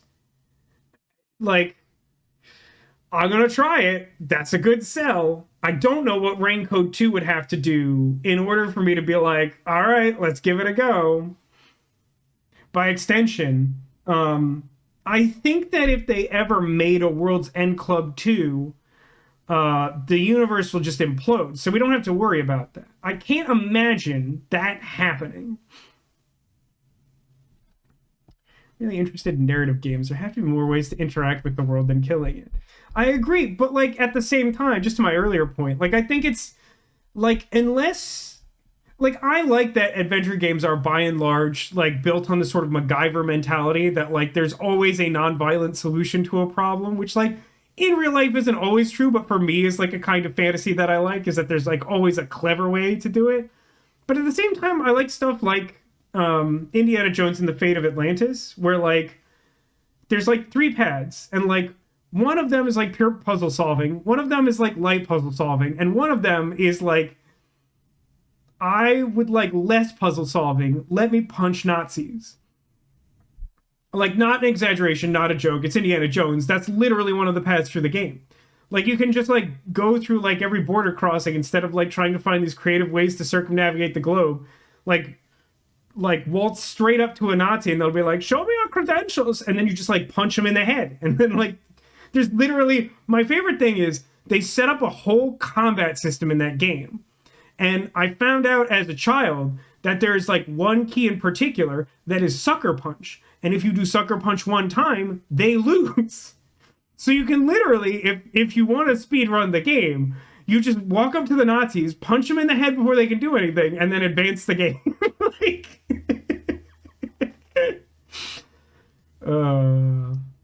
that's a good game. But like, you know, for my like hypothetical, like incorporating all of the ideas I've had like playing other adventure games, like I like the idea that like if you're frustrated with a puzzle, you could take a simpler solution.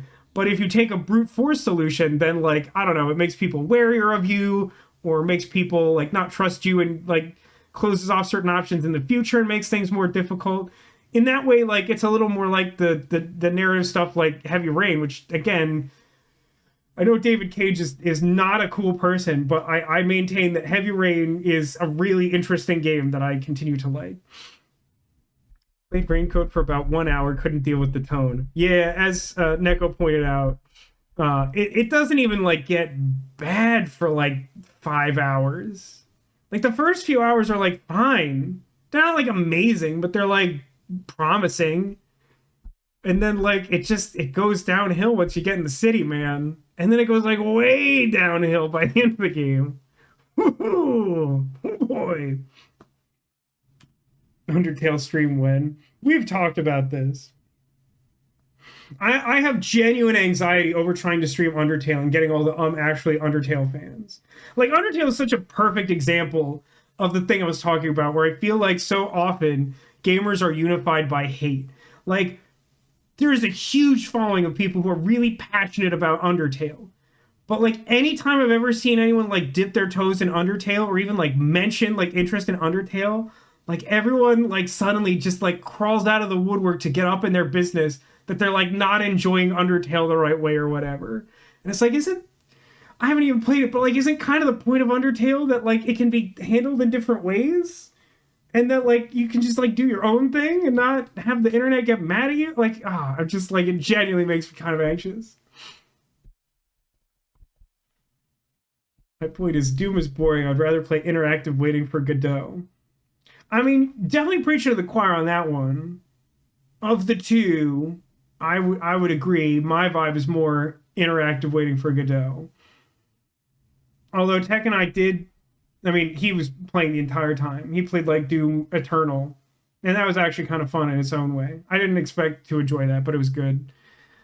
Then honestly, I'm not really like a shooter fan at all. The trailer that came out like earlier this year in like the Sony Direct or whatever for like the medieval inspired Doom actually like also looks pretty good. I don't think I'll play it, but like it looks good. I respect what they're doing. Give me the Mike Dinner with Andre game from The Simpsons. Oh, I forgot about that. I'd play that. You know, like that's on my like to watch list of like movies I'll like never actually watch. I don't know very much about My Dinner with Andre, but it sounds like a thing I would like. I did see recently that Heretic finally hit HBO Max. I have to watch Heretic. I so badly wanted to see that. Probably your favorite movie. That's so interesting. I certainly didn't know that. Okay, crew. I think I've run out of self-indulgent talking points. If we have any further discussions, we could bring them up tomorrow. Adventure games tend to be a relatively chill interaction vibe. So we gotta find ourselves some Squirtle. If you haven't been here in a while, or if you're new, I decorate my room with all these fun plush characters. Many of them are Pokemon. You've probably noticed them being here on screen the whole time. However, among these, I've also hidden some number of Squirtles. These secret Squirtles will be an omen of good luck to anyone who can locate them. So I encourage you to look around and see if you can find a secret Squirtle. Generally, if you can see a Squirtle, it's not a secret, but I've kind of just stopped showing them off in obvious ways. Weezing disguises the boy. Teddy Ursa, Eevee.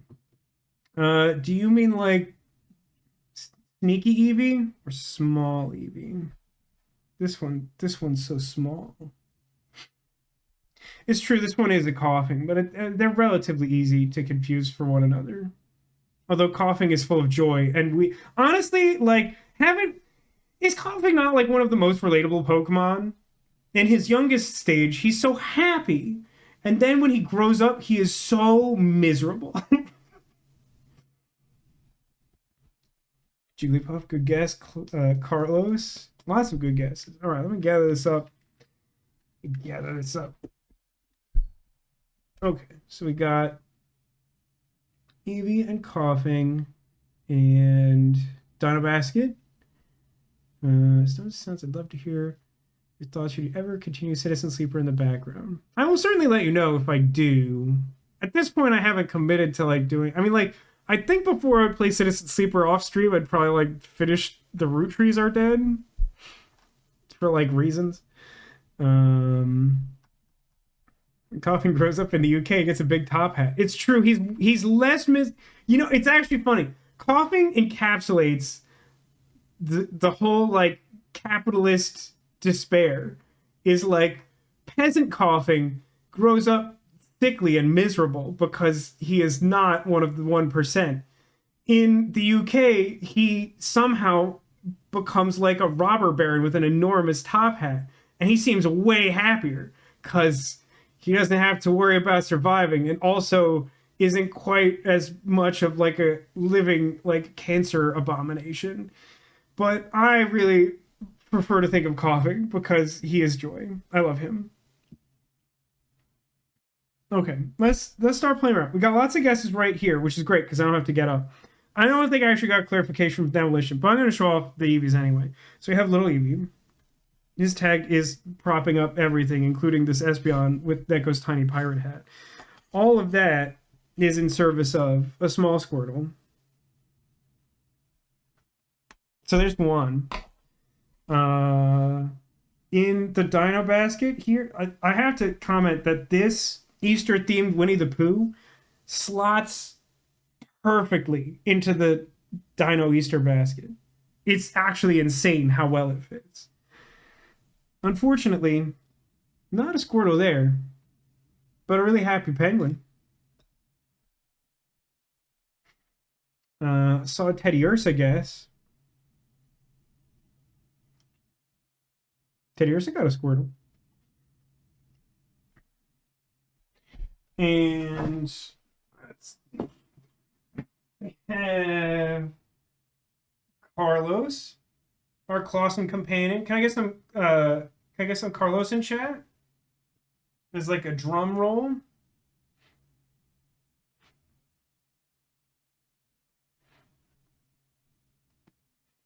Carlos conceals an aquatic friend. Not a Squirtle, unfortunately, but a little manta ray. I should probably stingray. Manta ray would probably still have the like head prongs.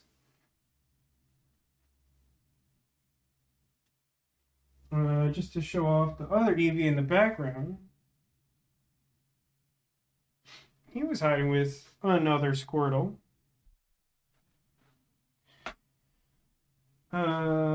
Coughing. Absolute unit coughing. Had a little friend, but not a Squirtle. It's the Easter sheep.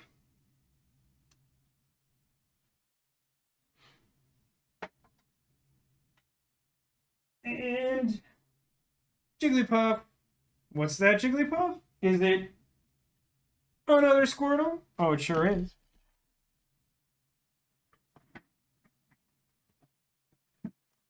So I realized that I screwed up because the theme was supposed to be things with pointy ears had Squirtles, and I had intended to put something else behind the Teddy Ursa, but that was one of the last ones I did, and I had my computer malfunction, and I forgot, and I just put a Squirtle there.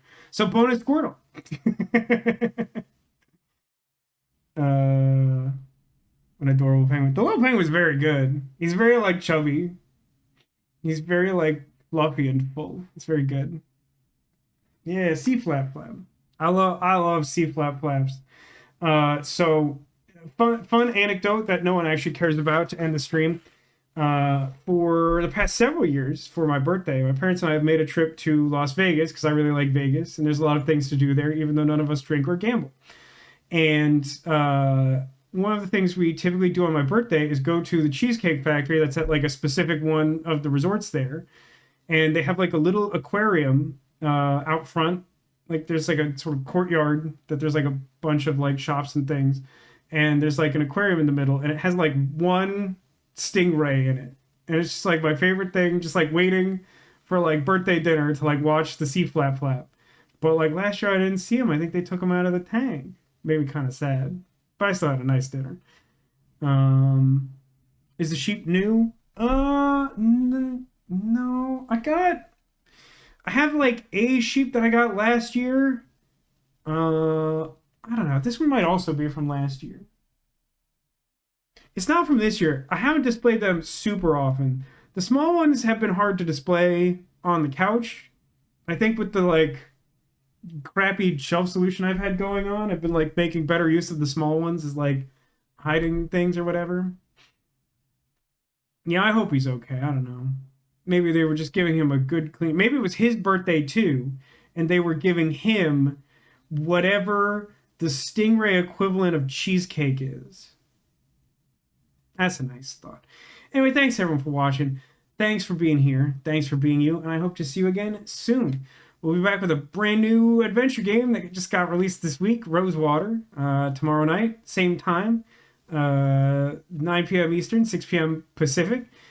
Next week, work in progress. We might just be running Rosewater back until we finish it, or until Old Skies comes out. But yeah, looking forward to all that. Looking forward to all the games. Looking forward to seeing you again. And until I do, remember to take care of yourselves and that you are clawsome.